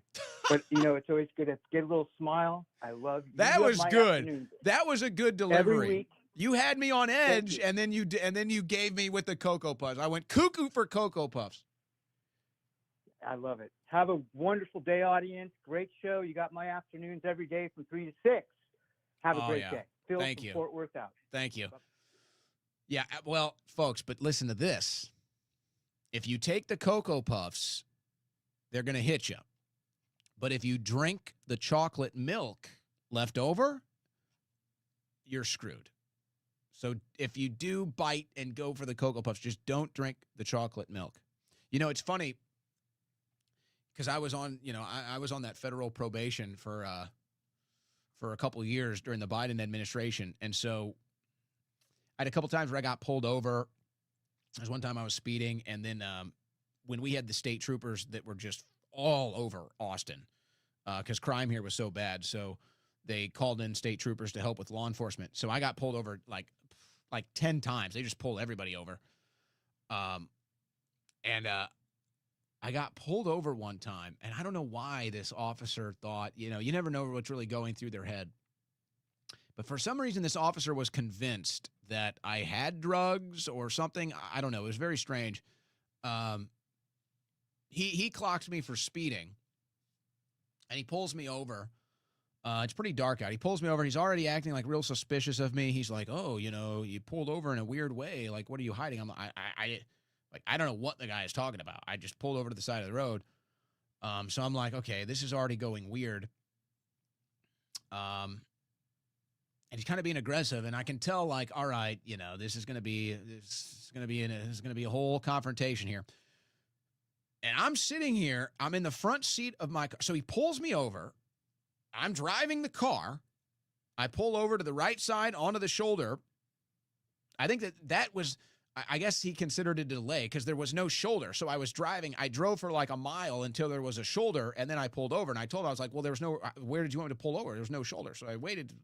So whatever. He thinks I'm like hiding drugs or something. And I'm like, I just want to go home. So he asks if he can search my vehicle. So I'm like, all right, fine. So he passes me down. He searches my vehicle. He doesn't find anything, but he's like convinced. Something has convinced him that I'm hiding drugs. So he asks me, because they have to ask you differently. Like they can look in the car, but then if they want to like look in something that's locked or whatever, they have to ask for your permission. So he asks me to pop my trunk. And I'm like, all right. So he looks through my trunk. And I'm like, does this guy think that does he think I'm Stretch Armstrong or Inspector Gadget? How am I hiding drugs in my trunk when I'm driving the car? Because that was his whole thing. He thought that I was waiting to pull over because I was hiding drugs. So he thought I was Inspector Gadget with my go-go gadget arm, hiding drugs somewhere under the wheel well of my trunk. I'm like, dude, I'm on federal probation. I get drug tested. And I guess that's why he thought he would search my car. I guess he thought I was hiding something. That was just obnoxious. I don't remember what the caller said that made me think of that. So let me just go to the next caller. Next caller, what's your name? Where are you from? Oh, what's up, dude? It's Ed from Illinois. How you doing tonight? All right, Ed. We got a lot of Illinois callers tonight. Yeah, New York too. I saw. What part of Illinois are you in? I'd rather not say. You're a North Sider, aren't you? Yeah. It's a tough night for you. It might be a tough night. I'm sorry. It could be tough. It's all right, brother. I knew it. I knew it. Congratulations on the show, man. Thank you. I think it was the right move, you know? Yeah, well, I'm glad you're here. I'm glad that the audience followed, and the show is only going to get better from here. Absolutely. I won't go too deep into that. I think you already know. But, yeah, congrats and stuff. Hey, so I'm listening to a lot of stuff, and, I deep dive and shit all the time. I don't really see anybody mentioning this or even nobody that I run across, and I got a lot of people I watch and listen to and, whatever. But, this whole everybody kind of being awake, kind of in this like worldwide kind of timeline all of a sudden kind of on the whole Israel thing and really put under the magnifying glass from boomers to, teenagers and preteens. And, it's a lot of noticing all around the same time, I would say. I don't know if you would agree with that or what, but it just seems like, people have been noticing for a long time, right? But it just seems like all of a sudden, I know the Gaza, Israel thing has pushed it to the upfront, made a lot of people aware and stuff. It just seems, to me, at least, that it's permeating everything right now, right? Well, that's it. That is it. It is permeating everything. And I think, I just look at an example like myself, and I'm sorry, I'm out of time. But, I never thought about Israel. I actually liked Netanyahu in Trump's first term. It was never a thing to me. And now it's like you're just watching all these people. They claim to be American patriots. And then it's just like one layer gets removed and they're just Israel agents. And now we're watching people sell out in real time. And it's just crazy to watch. And it's just like, hey, make your own decisions, man. It's your own life. If that's your big issue and you want to fight for that cause, then fine, go ahead. I'm not calling for you to be censored. You got free speech too. Make up your own decisions. That's fine. But don't act like you have some sort of a moral superior stance than me. Don't pretend like somehow you're the patriot and I'm not. That's why it's really getting bad. And you know what? I may be addressing this shortly. I am going to be joined by Ezra Levant in 30 minutes. And I know he's taken some of my commentary on Israel to heart, and he reached out and he wanted to talk to me about it. I said, sure, come on the show. So I'm going to be talking to him in 30 minutes. I'm going to end this broadcast. The 3 to 6 week show, weekday show ends now. But Ezra Levant, in 30 minutes, right here, same channel, we're going to be kicking it off with Ezra Levant. Thanks to everybody for tuning in. We'll do it all again tomorrow. I'll be back here in 30 minutes if you want to stick around. Remember to support our sponsors today. Blackout Coffee, blackoutcoffee.com, mypatriotsupply.com/Owen. Get that winter preparedness pack and take care of our sponsors today. That's going to do it for the show. I'll see you on this show tomorrow, or I'll see you in 30 minutes right here with Ezra Levant. God bless, Godspeed.